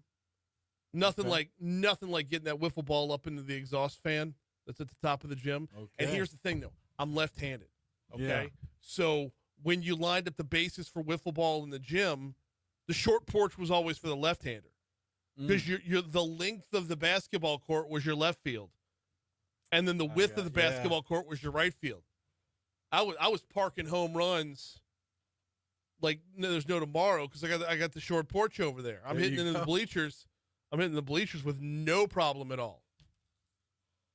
Gotta love a rainy day wiffle ball game. Kickball in like some dust riddled field was always the worst. Just get all sweaty after and then you try to go sit in your next class. Especially if it was like first period or something. You know, it's like no. Well, because it was still like kind of cool out. Yeah. Like first period, you still had to dew on the ground. Yeah. So like you ruin your shoes to be sure, right? But like if it was like later on in the day and they never gave you so I went to an all boys school. Yeah. So like they gave you like the back end of PE. You had 5 minutes if you wanted to go shower. That's not enough time. Like Yeah, your experience sounds way different than mine. There were no showers in my public school, Brian, out there. You just spray on the axe and whatever. Yeah, that's fair. Oof. That's fair. Yeah. Dodgeball, though. I don't like. Yeah. You heard it. He poo-pooed the dodgeball quickly. Oh, yeah. Very quickly. Got to keep it straight, man. For sure. The thing is, though, exercise. If you're just like, oh, we're keeping physical fitness standards. Yeah. You're not going to keep people dialed in on that. That's. I remember before PE, you had to do the occasional stretching and things like that. Maybe some sit-ups, push-ups, but yeah. But then, like, it's also got to be physically active. Yeah. I mean, if you go out there and play pickleball, you're not breaking a sweat. Oh, no. You know, a great place to play pickleball? Where? Highland Road Park. one of the many great Breck facilities out there. There we go. Tell me more about it. I'm more than happy to. They got pickleball. They got tennis. It's about to be cross-country season. Be out there at Highland Road Park on the Saturday mornings, Will the Haldane clan to be sure, for cross-country. Also out at Highland Road Park, and I know I'm talking about just one park. They've got so many great ones. But also out at Highland Road Park, you got a gym, you got a splash pad, you got it all going on. You got a football field over there where they play rugby in the fall, for crying out loud. And that's just one of the great many facilities that Breck has to offer. And don't forget about the zoo. Oh, by the way. I mean, have you been to the zoo since the renovations? Have you been out there? So Absolutely. Just top notch. They could not have done it better, except that they are doing it better as there's more to come. But in the meanwhile, if you want to learn about the facilities that Breck has to offer, if you want to learn about the classes that Breck has to offer, if you want to learn how they are serving your recreational desires, and they got to hear a little bit for everybody, right? Check them out at breck.org. We got 8 o'clock staring us down, which means we got a break for news, traffic, weather. On the back end, hour 3 is going to be coming your way. We're going to talk a little bit about national health care, community health centers. Louisiana Primary Care Association is going to join us at 8:15. We're also going to talk a little LSU football with Hunt Palmer. That's all next hour.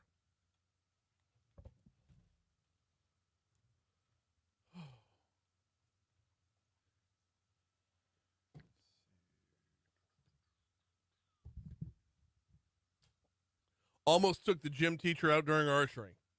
There you See, go. archery sounds cool, man. Like my wife's school had it just across town. Yeah. We didn't have it at Terrebonne. We I don't know. Bro, we hit it all at St. Paul's, man. Man. Yeah. Dang. That's a high school experience. Mine was like after we got done stretching. Well, my high Just school was be like active. a college campus. Yeah. I Yeah. mean, it's like 5 different buildings spread out all over the place. You know, it's 6 buildings, whatever. You have the gym, the theater, the art building, the Wolf Dome, which was just basically it wasn't a dome. It was just this big covered concrete basketball courts where if it was raining outside, everybody would congregate under there. You got student center, the pool, Benilde Hall, the main school building. Like you have what used to be the dorms became classrooms as well. Like it was all spread out. That's pretty cool, man. That's awesome. Yeah. And it was 2 miles away from the largest Ronald Reagan statue, which was on New Hampshire, apparently.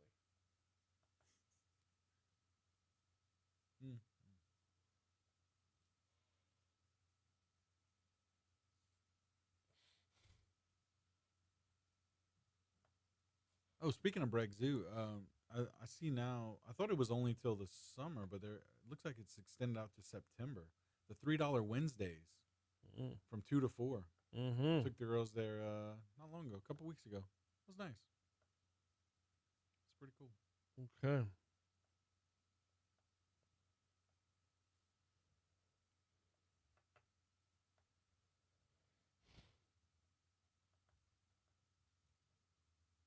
Matt says I had archery too. Some kids got kicked out. I imagine so.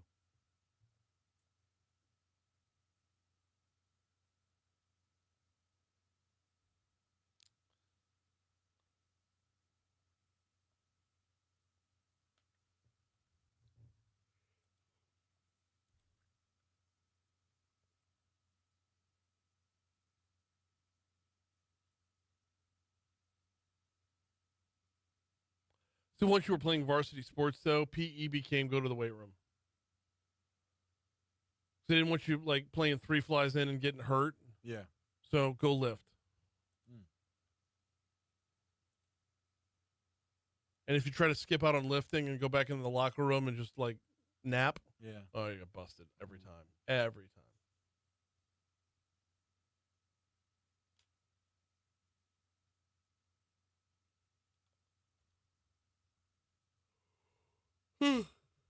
Shit. Sorry, y'all. Didn't mean that.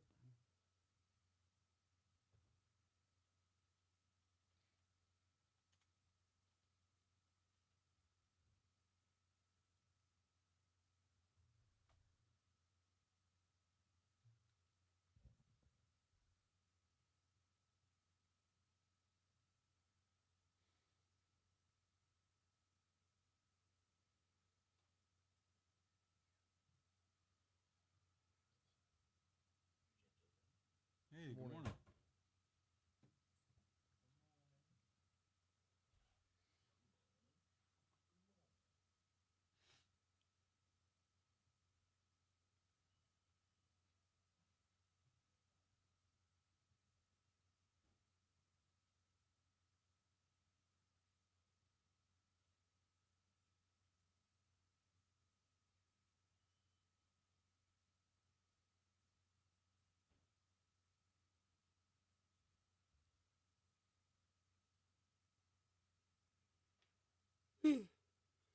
What up?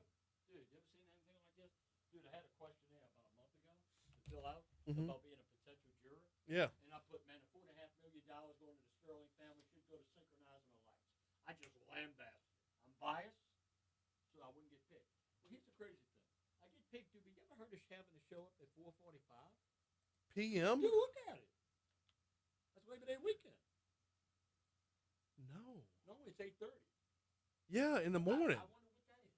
It says bring medicine, bring all this shit, like you're going to be sequestered. I have no clue, dude. You hadn't been chosen yet, though. You're in the pool. Man, I can't believe this. I don't want to bother Steve and Hiller Moore again.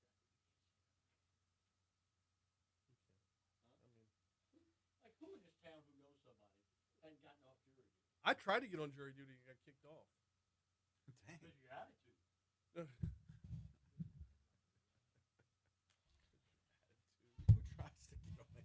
tries to get on jury duty? I thought it would be fun. Most people would try to like get out of it. to Brian's like, partake "Sign me in, up." I want to partake in the process. Do my civic duty. That's what I'm talking about. Duty. Duty. Want to do my duty.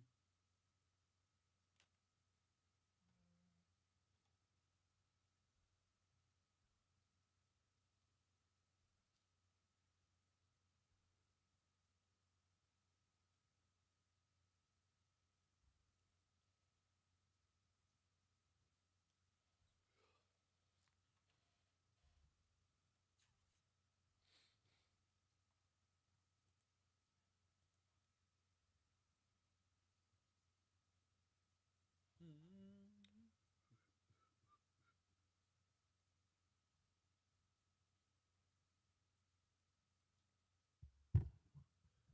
806 Talk 1073 FM WBRP mornings with Brian Haldane rolling right along. Hour 3 coming your way. Brian here with you. JP producing. Busy third hour to be sure.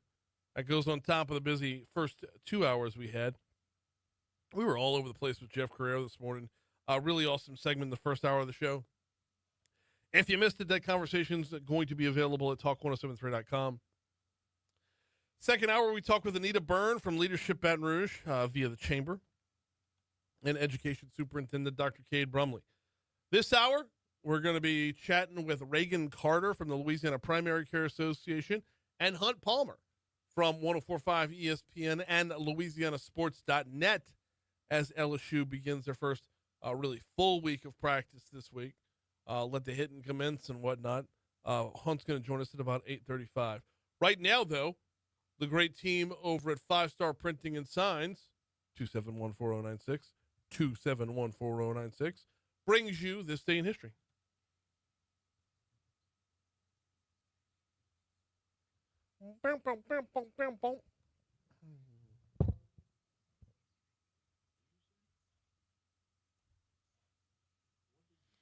Was on this day in 1305 where resistance leader William Wallace is captured by the English near Glasgow and transported to London for trial and execution. He was transported to London? Yeah. Okay. Yeah. I just assumed it was done there because there was no travel scene in Braveheart. There was no like caravan. Yeah. Yeah. They didn't pack him on an Aer Lingus flight to bring him back to. Well, that'd be Irish, but still, yeah. Nonetheless, yeah. Right. Oh man, let's see. 1861. William Wallace will be landing at Heathrow at about noon. Yeah. After that, he'll be drawn and quartered. That's right. 1861, President Lincoln signs the first U.S. personal income tax into law, imposing a 3% tax on incomes over $800. Jerk. Man, I know, right? Dang. 1884, cornerstone for the Statue of Liberty is laid at Bedloe's Island in New York City. Interesting. Yeah. Let's see. 1905, first meeting of the Russian and Japanese peace commissioners takes place at U.S. President Theodore Roosevelt's home in Oyster Bay, New York. Hey, go get him, Teddy. That's it. In 1926, Harry Houdini stays in a coffin underwater for 1.5 hours before escaping. He did get out, right? Yeah, at least, that's the hope, right? No, it does say he escaped. So Okay. Hey, 1957, American Bandstand first aired on U.S. TV. That's Clark, awesome. Yeah, Dick Clark had replaced Bob Horn the previous year when the show was still called Bandstand. Clark went on to host the show until 1989. And, of course, countless acts appeared on the show over the years, including ABBA, The Doors, Talking Heads, Madonna, Otis Redding, R.E.M., and Pink Floyd. Bandstand was where it was at, man. Man, I'm telling you. Keeping it with music, 1972, Aerosmith signed to CBS Records for a whopping $125,000 after the record company boss Clive Davis saw them play in Kansas City. Of course, Clive Davis had an eye, of course, and an ear for talent, going on to sign Sly and the Family Stone, Janis Joplin, Santana, Bruce Springsteen, Chicago. Yeah, Blood, Sweat, and Tears, Billy Joel, among others. Quite the resume. He's also credited with bringing Whitney Houston and Barry Manilow to prominence. So, not a bad resume, right? Yeah. 1974, U.S. President Richard Nixon admits he withheld information about Watergate break-in. That happened as well today. Going back to music here, 1983, Crosby, Stills, and Nash member David Crosby was sentenced to 5 years in jail in Texas for cocaine and firearms offenses. Get this, Crosby had slept through most of his trial. No kidding. Well, you come down off the cocaine. Coming down off the cocaine, you're going to want to snooze a little bit. Hey, I might be skipping ahead a little bit too far. You might have to take it back after this one. But on this day in 2000, I got two New Orleans ones for you. On this day in 2009, August 5th, 2009, Congressman William Jefferson, a.k.a. Dollar Bill, convicted in a Virginia court on 11 of 16 felony counts that he was charged with. This is your boy that, had the cash in the freezer. Oof. Cash in the freezer, Dollar Bill Jefferson. And if you dial it back to 1978, this one from the NFL, on this day in 1978, the NFL played its first game in Mexico City. Do you know the result of that game? Nope. Saints beat the Eagles 14-7. There we go. That's what I'm talking about. What year was that? 78. 78. Okay, yeah. Hey, going at 98. Whose line is it anyway? Premieres on ABC. Okay. Pretty cool. I love that show. Yeah, I always like the British version was better. Yeah. But when Drew Carey brought about the American version, it didn't really drop off. It just when you knew it wasn't original, Yeah. You know what? It's saying the spinoff. So maybe was this the one without Drew Carey? It may have been.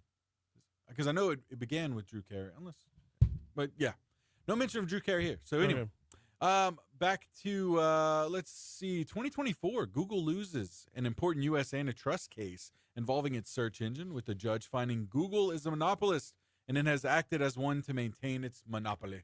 Okay. Birthdays? Yeah. Hey, Neil Armstrong today. All right. Director James Gunn. Let's see. Also.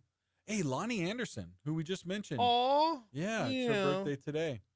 She passed away over the weekend. Yep. Such a, I don't know. I don't want to say this and sound inconsiderate, but the death is so fresh that it's her death date isn't even mentioned yet on this website. So because it won't be till next year. It was 2 days ago. True. I just figured, Yeah. Also, Adam Yauch today. Who? Whoa. Okay, I see what you mean. You mean like it says like Lonnie Anderson and it has her birthday and then the dash and then no. Yeah. Okay. Yep. All right. Adam Yauch today, who most people will know as MCA from the Beastie Boys. Oh, yeah. Today. All right. This day. How about Alec Guinness? There. Yep. Oh, I thought he was Death's. You're right. He is. French politician Marine Le Pen, born on this day in 1968. Oh, we've got a bunch on the sports front, to be sure. Former LSU Tiger Ethan Posick, born on this day in 1995. Golfer Patrick Reed in 1990. Former Blue Jays, Mariners, and Mets first baseman, the dude that wore the batting helmet in the field, John Olerud, born on this day in 1968, and Hall of Fame Knicks center Patrick Ewing, born on this day in 1962. All right. And yeah, you had mentioned Alec Guinness today. As far Yeah, as my deaths. bad. He passed away. No, it's today. all good. It's just that he's the only death, the notable death I had. Did you have anybody else? I had Paul Brown, Okay. the longtime football coach. Carmen Miranda. All right. Yeah. Yeah. You know what? National Day is today. National Blogger Day. You read any blogs? Do any blogging yourself? No, Nowadays? I mean I blog. Yeah. I'm supposed to blog. Supposed to. But no, I don't read a whole.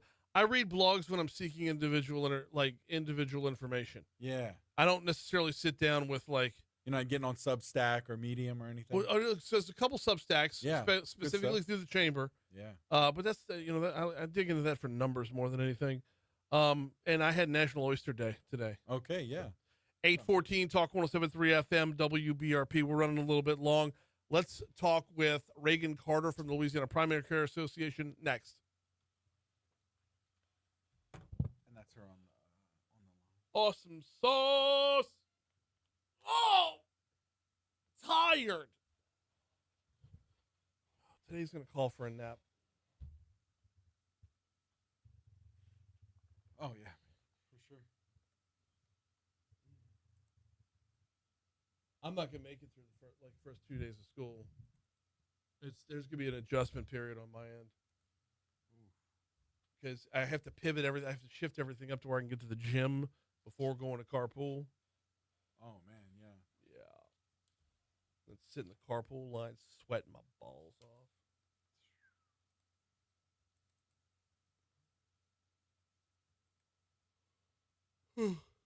Shit. Oh.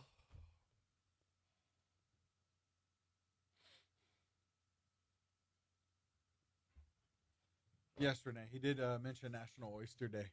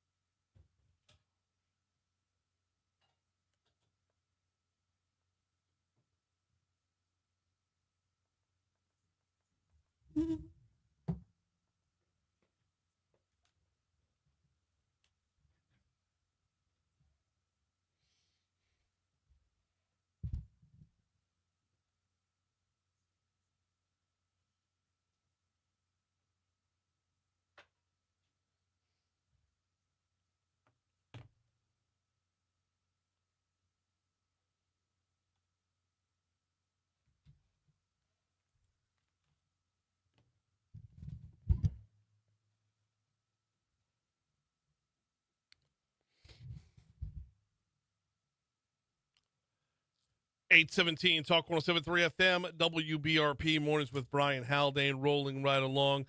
So mentioned in this day in history that it's National Oyster Day. It's also National Health Center Week, and that's what we're talking about right now. Raegan Carter is with the Louisiana Primary Care Association. Raegan, welcome to Talk 107.3. How are you? Good morning. Thank you so much for having me this morning. Glad to have you on. Tell me a little bit about National Health Center Week. What's it all about? Thank you so much. So as you mentioned, we are the Louisiana Primary Care Association. We are the member organization for the federally qualified health centers in Louisiana. We have 41 organizations who operate over 470 health center sites across our state. And this week is National Health Center Week across the country. We're excited to have Governor Landry, who has declared it as Health Center Week in Louisiana. Mm-hmm. And so you can find your local community health center at our website at lpca.net. We're having community events across the state, such as health screenings, back-to-school events, and we're just celebrating all of the great work that our health centers do in Louisiana. Recent data shows that we served 507,000 patients, so over 500,000 patients were served in Louisiana this past year. That's an incredible number. We're talking with Raegan Carter from the Louisiana Primary Care Association. All right, define health center for me, because I mean, you're not just talking about hospitals here. It's a lot more broad of a definition. So, yes, community health centers, also known as federally qualified health centers, are established through federal law, and they have to meet certain standards for underserved areas in our state. And so we have 470 sites across our state. We're actually located in 62 parishes, but we serve patients from all 64 parishes in our state. Which are the 2 parishes where you're not? You know, I figured you were going to ask me that. There are really rural areas in our state that we're not located in those parishes. I'm going to re-ask it. Tensaw and which other one? But, you know, the talk point for that is we serve patients across Louisiana. Even though you might not have one in your parish, you can find one locally that is really close to you, and we're happy to serve. Very, very cool stuff. We're talking with Raegan Carter from the Louisiana Primary Care Association about National Health Center Week. Walk us through the week. What do we have scheduled? So it depends on what area in the state you're in. And so in Baton Rouge, we have lots of back-to-school events. Yesterday, we were in New Orleans. One of our health centers in New Orleans had staff appreciation. Today, they're having patient appreciation. So each health center is responsible for planning their own events. We know that we have health screenings available across the state. So reach out to your local community health center. As I stated, you can find the address. You can find your health center on our website at lpca.net. And we hope that you'll come out and participate in Health Center Week. If you're not already a patient at one of your local community health centers, then this week is a great time to get established with the provider in our health center. Talk to me a little bit about preventative care and the savings there that's out there, because I think an ounce of prevention is worth a pound of cure. We all know that, but to see it play out in real life, when our health centers throughout Louisiana are active, they are saving us money on the back end. Absolutely, absolutely. That is a great question. And you're right. You know, we learned way back in elementary school, going to the doctors and all of that, about an ounce of prevention. But, you know, it is really true. And so if you look at going to your physician and your provider for a cancer screening versus going to the emergency room a year later and finding out you have cancer, and then you have to go through all of those rounds of treatment, that one visit can save healthcare system as well as you thousands of dollars. We save the state millions of dollars in healthcare savings costs because we are focused on prevention. Yeah, absolutely. I mean, obviously, cancer is the worst case scenario there, but the same is true for something as simple as getting your blood pressure checked if you're at risk for hypertension or diabetes. I mean, how prevalent is that in the state that preventative care is going to do you a lot greater than what's going to come on the back end if not. Raegan Carter with the Louisiana Primary Care Association is with us for just a couple more minutes here. I want to talk about the number of patients served every year. You touched on the number. Who's the makeup in that 500,000 people? So thank you again. That is an excellent question. Of those 507,000 patients, over 65%, so well over half of them are Medicaid patients. And then we have Medicare patients, as well as we serve veteran populations. And so over 65% are Medicaid patients. So those are your patients who may be unable to receive care through their employer, unable to afford care on their own. And so we are really serving those underserved populations and underinsured populations in our state. What's the biggest thing you'll need right now? What's lacking? So with everything, right, funding is what we need to be able to take care of those who need care. Mm-hmm. And so when we think about Medicaid cuts and we think about private insurance cuts and how skyrocketing healthcare costs, our number one need is funding right now. Following up on that funding would come from where? I mean, are we looking for governmental funding or we're looking for private investment? So Medicaid is a federal program that then comes down through mm-hmm. the state. And so when we think about Medicaid cuts that are happening across the country, our hope is that our health centers and the funding that we receive would not receive some of those large cuts that we are anticipating. And so we are grateful that Governor Landry has recognized us for Health Center Week. So we know that he values us in the state, and we would like to see that play out in budget planning, that our health centers are not cut with impeding Medicaid cuts that will happen in our country. Medicaid, Medicare, obviously very prevalent there, but not limited to when it comes to the healthcare centers around the state, correct? Correct. The those with our own insurance are more than welcome along the way as well. Before we get you out of here, Raegan, and I greatly appreciate a couple minutes, what are your plans throughout the week as far as National Health Center Week? So I am excited to be traveling the state this week. On yesterday, I was in New Orleans.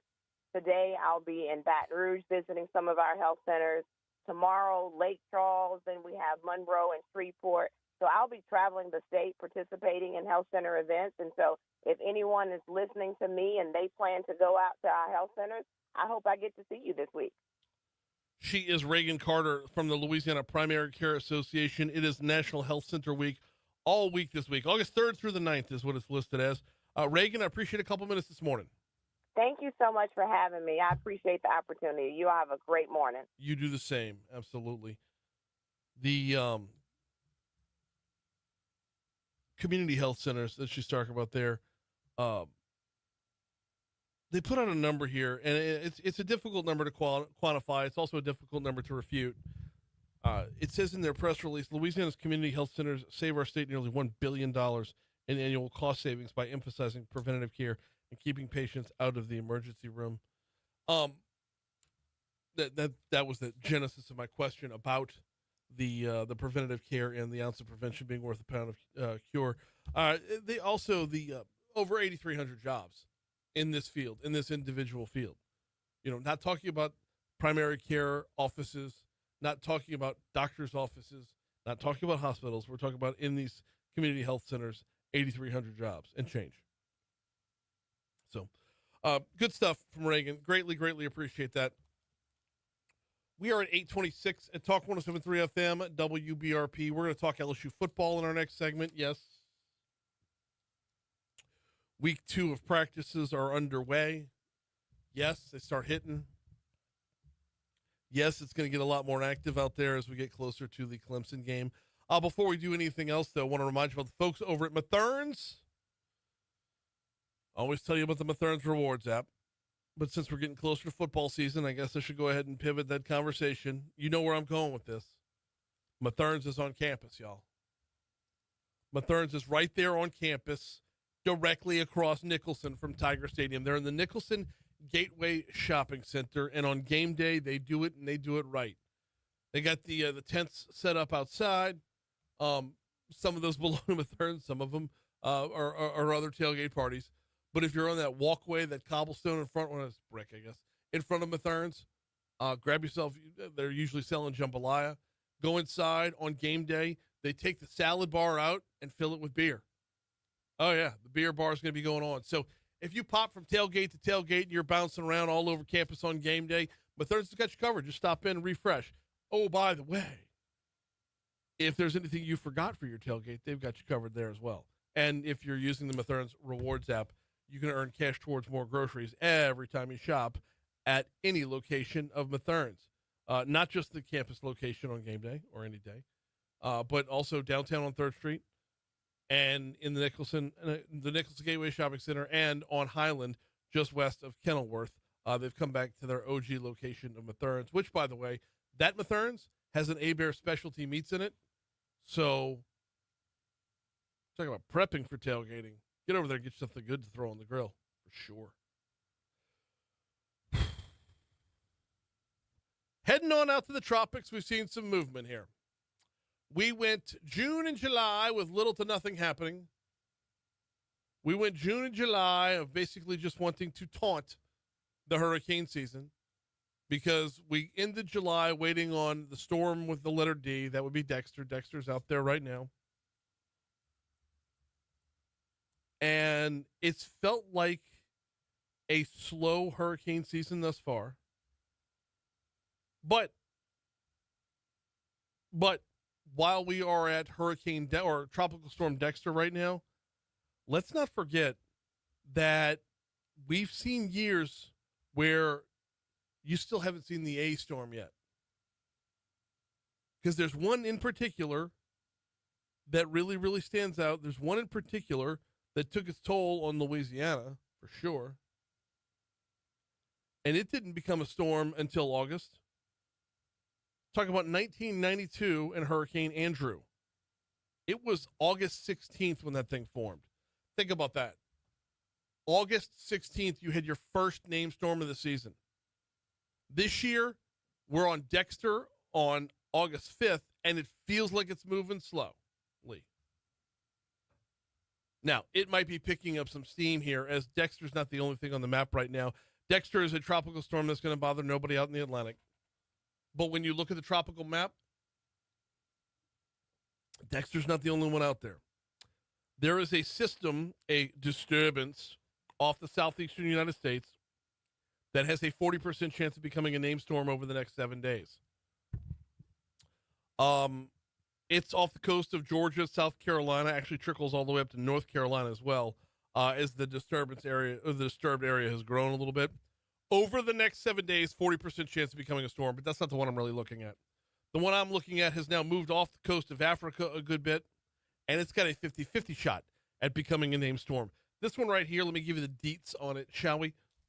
A tropical wave over the far eastern tropical Atlantic is currently producing disorganized shower and thunderstorm activity, primarily forecast to be conducive for gradual development during the next few days, and a tropical depression could form late this week or over the weekend as the system moves generally west-northwestern across the central tropical or subtropical Atlantic. Like I said, 50-50 shot this one becomes a named storm over the next 7 days, and that's the one that its path right now is far too disorganized to be determined, but if there were anything that could have a path heading our way, it would be that one. Here's news. Oh, holy hell.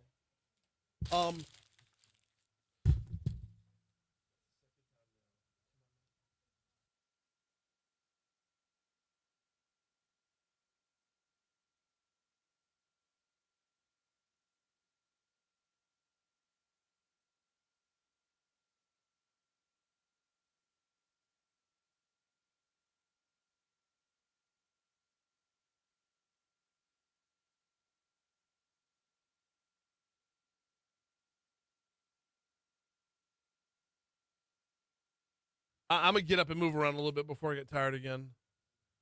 There's a lot of staring at the ceiling last night.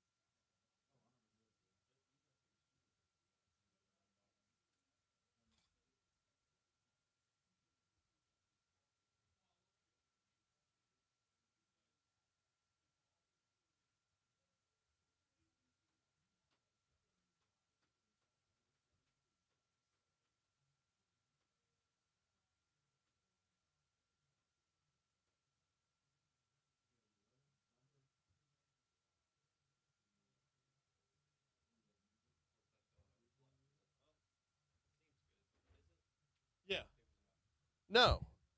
Well, it wasn't up to Jaden and Malik, though. The defense. And now this defense. By the way, LSU's winning the Natty. That'd be good.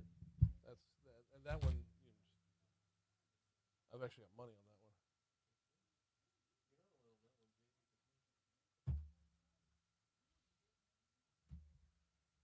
Oh. Spent the entire night last night just staring at the ceiling. Had no sleep last night. Maybe an hour's worth of sleep.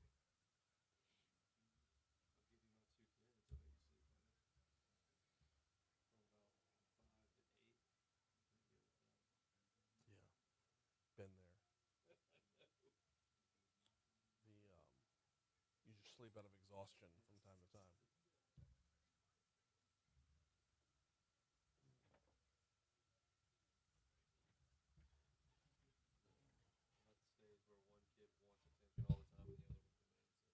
Yeah.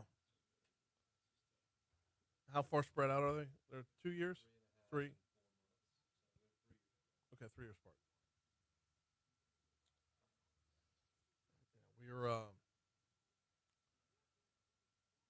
our oldest is at Southern Miss now. Moved right on Friday.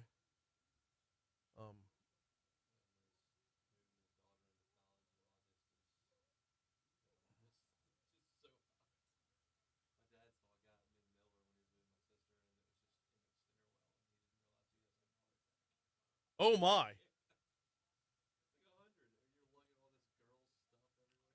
They've got excess furniture for some reason.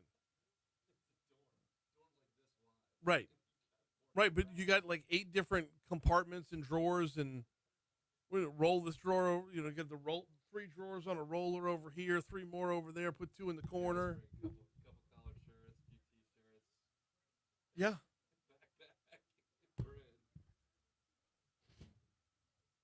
Got a fitted sheet and a blanket.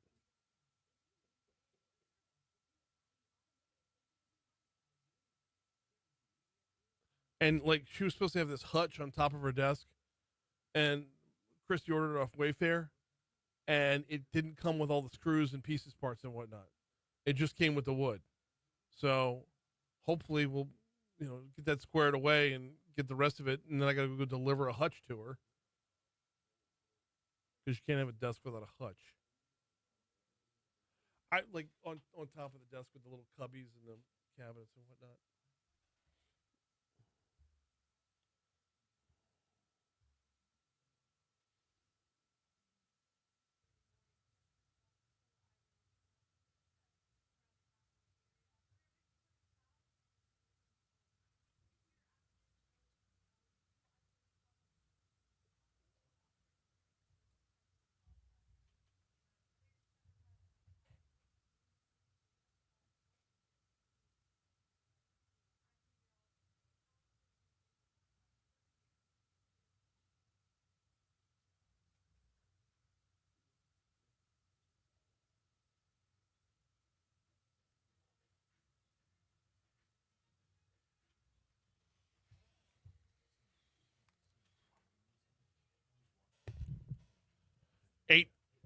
Eight 837 Talk 1073 FM, WBRP, Mornings with Brian Haldane, rolling right along.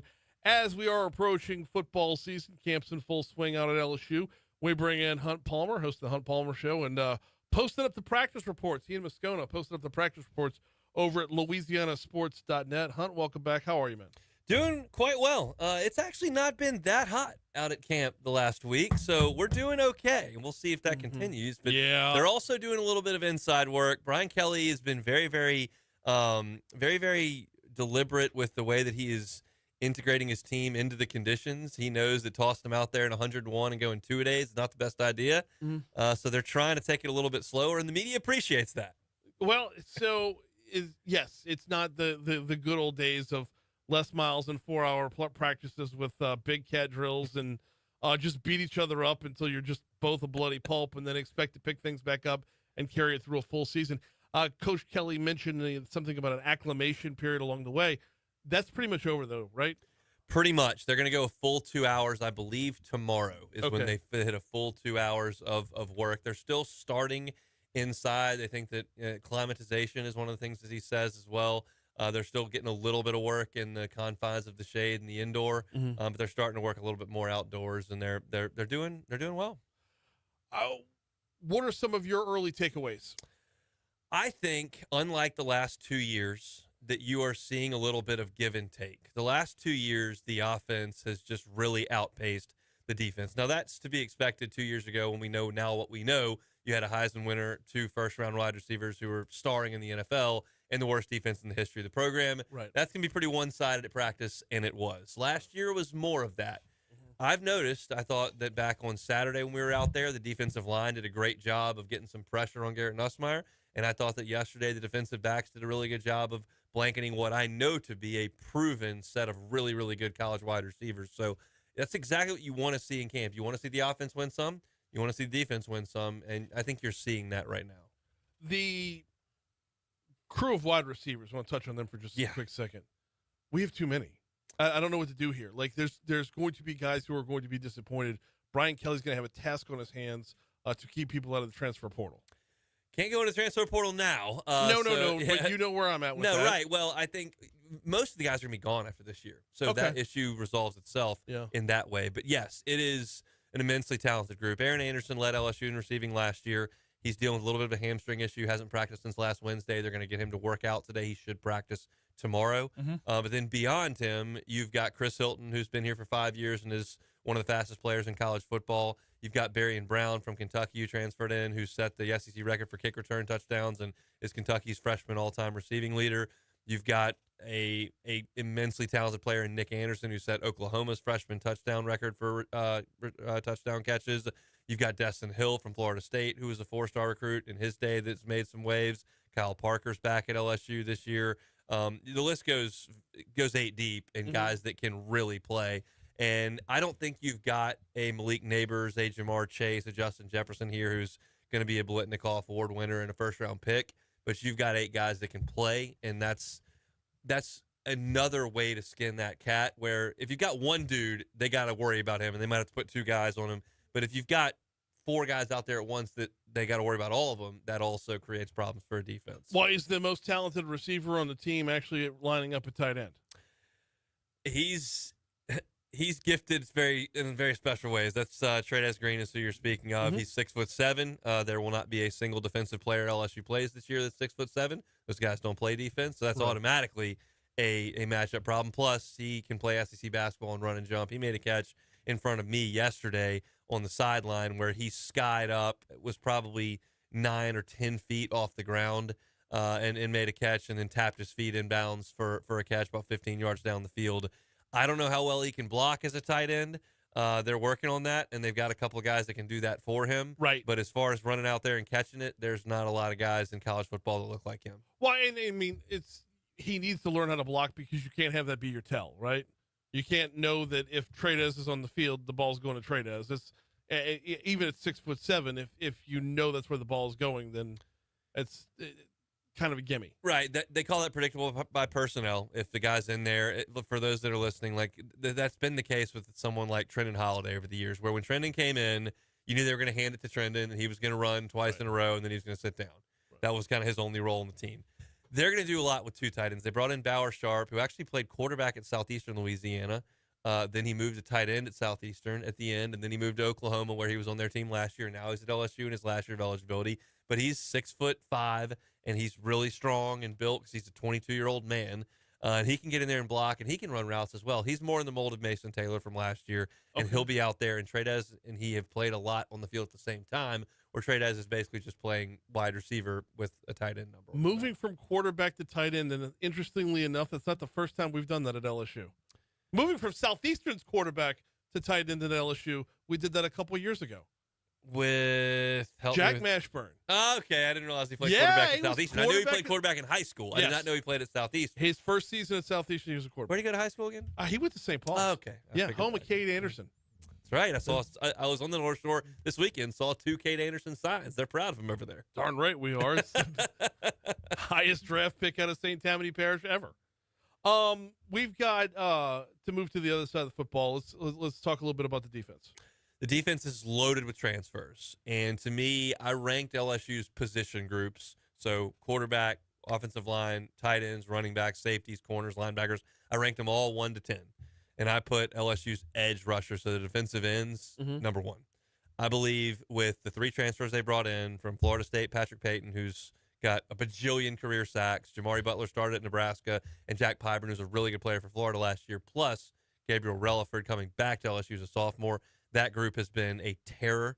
They have been putting pressure on Garrett Nussmeier. They've been really hard for the offensive line to block.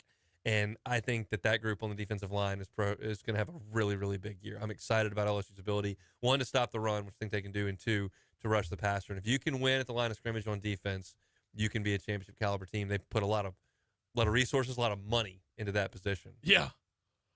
Moving behind them, you got a linebacking core that's not it's no slouch either. No, Whit Weeks is back. He is on a little bit of a quote-unquote pitch count. They're lightening his load as he comes off the broken leg in the bowl game. He got carted off the field in the Texas Bowl, but he's back out there and running with the ones, and he says he's full go. They're just not going to push him at this point. His brother West is actually playing next to him, an inside linebacker, and then you got Harold Perkins, who is back, is full go from the torn ACL last year against UCLA. He made 3 great plays yesterday at practice, got a sack rushing the passer, baited Garrett Nussmeier an interception. He was playing linebacker, dropped into coverage, and caught an interception. And then I thought a really nice play.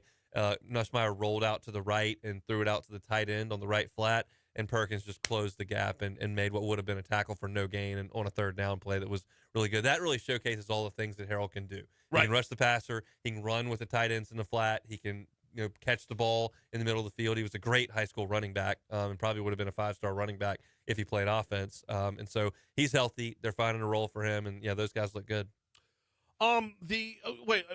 Harold Perkins is playing at the quote-unquote star position. Correct. Is there a definition for what that position is? It is a hybrid between a linebacker and an inside cornerback. Okay. Being where he's not going to cover the team's number 1 wide receiver, right? But if they send a slot guy out there, he may have to run with him, and he runs fine. He can do that, but he's going to spend a lot of time on the second level of defense near the linebackers. Okay, and when we see Harold Perkins, we just immediately think attack. Yes, but I mean coverage is going to play into this. Has to. He cannot stay at the line of scrimmage at 225 pounds and consistently run up against 320-pound SEC tackles. Right. You can't give up 100 pounds on every play and be an effective player. Now, on 3rd down, when those guys have got to run with him, that's what you want. But when they line up and run the ball and that 320-pound guy's running towards him, that's a problem. So he's going to have to play in space in that way. We got Hunt Palmer with us for a couple more minutes, host of the Hunt Palmer Show, middays on 104.5 ESPN. Also posting up his practice reports along with Matt Moscona over at LouisianaSports.net. LouisianaSports.net has been an absolute flood of coverage as camp is underway. And with that in mind, Hunt, I'm going to ask you a weird question. Okay. How do you watch practice? Matt and I have a plan. When we see what they're doing, we know where we can and can't stand. We know how long we're going to be there. First thing is attendance. If somebody's not there, that's a big story, bigger story than, he dropped the ball on this drill. Right. If he's not there, so you got to do that first. And then I like to do the depth chart with all the numbers, and once I get that and I know who's the first team, who's the second team, I like to see what catches my eye. I'm not a big stats guy in practice. A quarterback can throw for 6 touchdowns in a practice. Well, how many of those were 4-yard passes? They were working a red zone period. That's not a game. Like I just told you that Harold Perkins story. Hey, he did 3 things in the span of about 5 minutes that showed his entire ability. So first attendance, second depth chart, third what catches my eye, and then also we want to make sure when they split, like when they play 7-on-7, which doesn't involve linemen, I'm going to handle that period. Matt goes and watch the linemen do one-on-ones, and then we swap notes and get it up there on LouisianaSports.net so that we kind of got everything covered. How easy or difficult is it not to get lost in it's your team versus your team? It's LSU versus LSU right now. How easy or difficult is it to get a gauge of how this is going to look on August 30th? I feel as though 2 years ago, watching that camp where Jaden Daniels, Malik Neighbors, and Brian Thomas wrecked the defense every single day, changed my perspective moving forward. It's like if something looks awesome every day, you might want to look across the line of scrimmage and look at what they're working against. Okay. And so for that reason, I feel like, Barian Brown had a 60-yard touchdown. Well, who was in coverage? Stamps. This happened the first day we were out there. He beat Ashton Stamps, junior cornerback, for a 50-yard touchdown pass from Nussmeier. Big play. Whole place went crazy. Next snap, they were in the red zone. Stamps had a pass break up on Brown. I'm going, okay, There's give and take there. You got good players on both sides. You're going to have mistakes. You're going to have issues with a lot of snaps, but you want give and take, which I think they've got at this point in camp. The build up towards August 30th is going to look like what? I mean, LSU's got it already a fever pitch. I walk through their weight room every day. They've got 1-0 plastered everywhere with tigers on the wall. They got Clemson paw prints on the equipment in there. They're focused on it a lot. Jacoby and Guillory, we talked to, the fifth, 6 years defensive tackle. He talked on Saturday about we got to go 1-0. We got to go 1-0. It's already there for LSU. They're aware of it. They know they don't want to lose their sixth straight opener. No, and they're putting a lot on that game. And man, it's going to be rough if they don't. It's going to be rough if they don't anyway, from a fan base perspective. I assume you saw the video out at the Greater Baton Rouge Food Bank. I did. I know they moved 3,000 pounds. 30,000. I mean, 30,000 pounds of food. Yeah, that's significant. Yeah, it is. But is there something? Am I taking away too much when I see that vibe of a team who's together like that? That they are together. There's saying that. We talked to West Weeks. They had a big paintball outing. We talked to Tyree Adams, who's going to be the left tackle. Nussmeier took the entire offensive line, plus a couple running backs and wide receivers to walk-ons and ran up an $800 tab. God bless the NIL. Exactly. They are saying all the right things, but as I say all the time, this is the most optimistic month of the year. Nothing creates optimism like August, and I'm hopeful that they're telling the truth. Yes, and we're still on the front end of August, and we're not to the chippiness yet, and I get all that. It's just when you see that kind of vibe, when you see that kind of togetherness, it's hard not to see the mortar between the bricks. They are, to your point, they are saying that to a man. When we talk to the players in player interviews, they talk about it's the most together team ever. It's the most talented team ever. There is a wild amount of confidence over there at LSU right now. But you got to go to Clemson and figure it out. We got 1 minute to go with Hunt Palmer here. Let's bring up, aside from LSU, on your show, what kind of behind-the-scenes looks do we have at other, LSU opponents? I talked to a Clemson radio man yesterday, which is up on demand. You can find it at Hunt Palmer Show, Hunt on LSU as well. And it's the same exact thing at Clemson.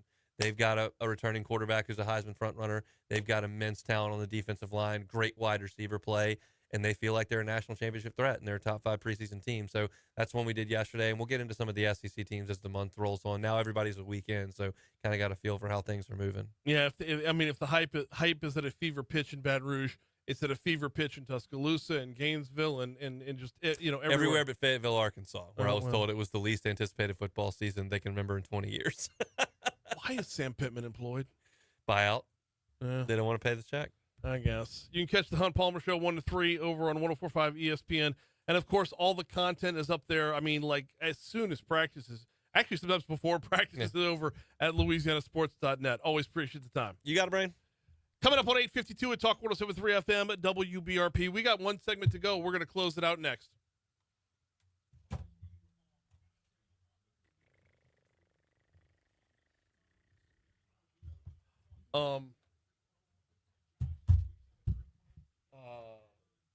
Who's the guys who do they do an Outkick podcast? It's two guys. Crane and Company?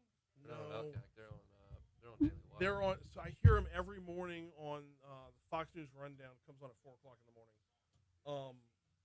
It's Clay Travis? Not Clay Travis. When Clay Travis moved over, I think they moved. Well, Fox bought Outkick. Yeah.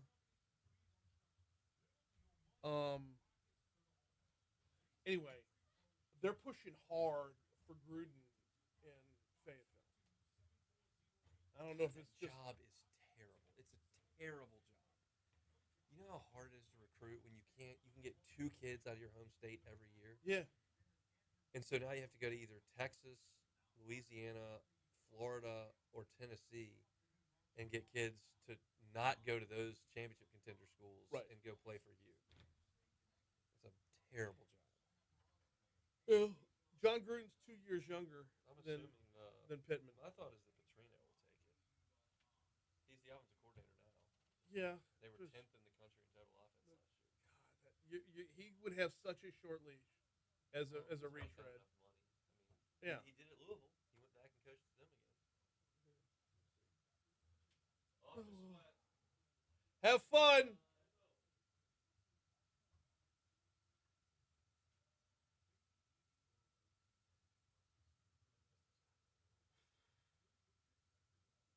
Well, this is where I was supposed to do the hurricane coverage.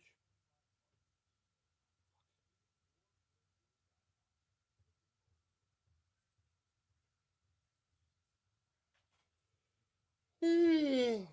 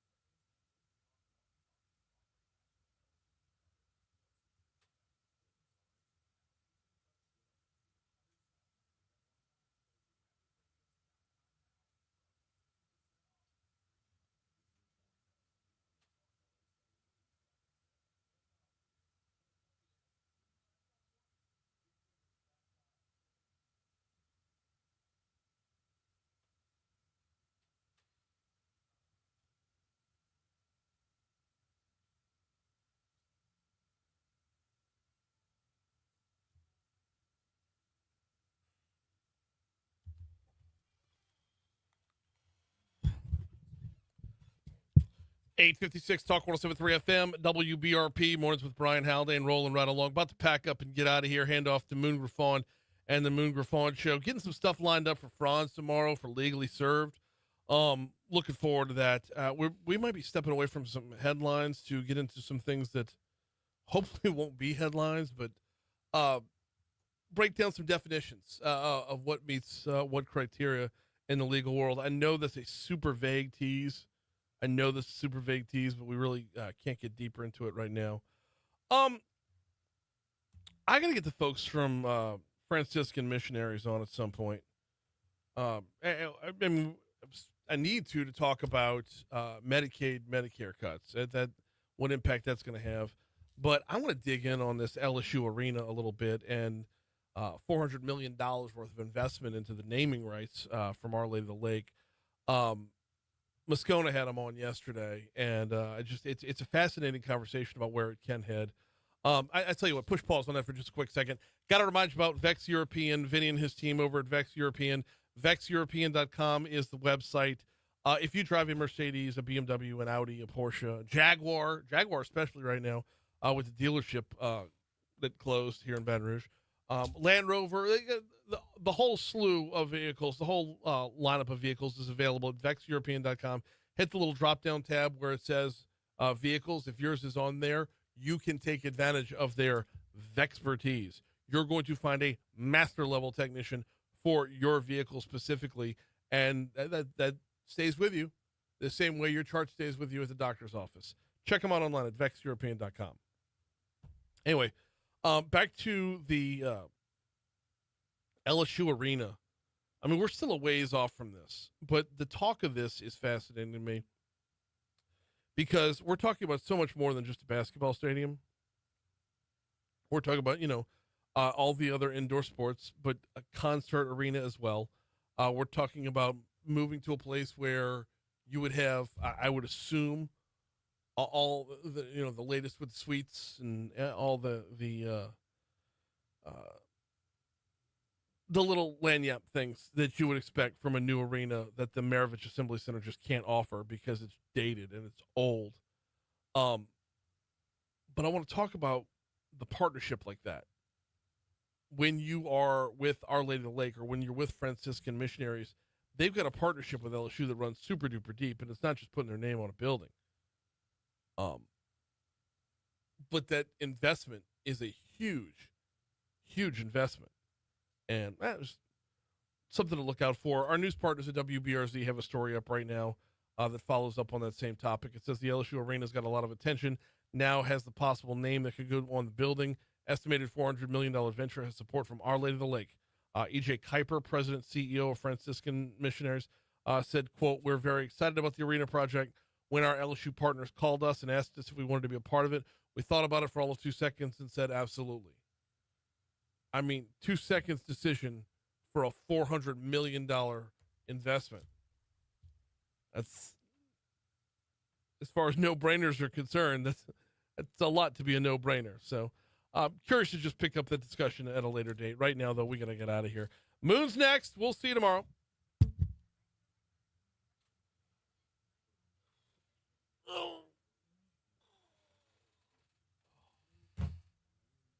All right. Facebook, I got to skedaddle. Want to set up tomorrow's show before doing anything else. So we'll see you later.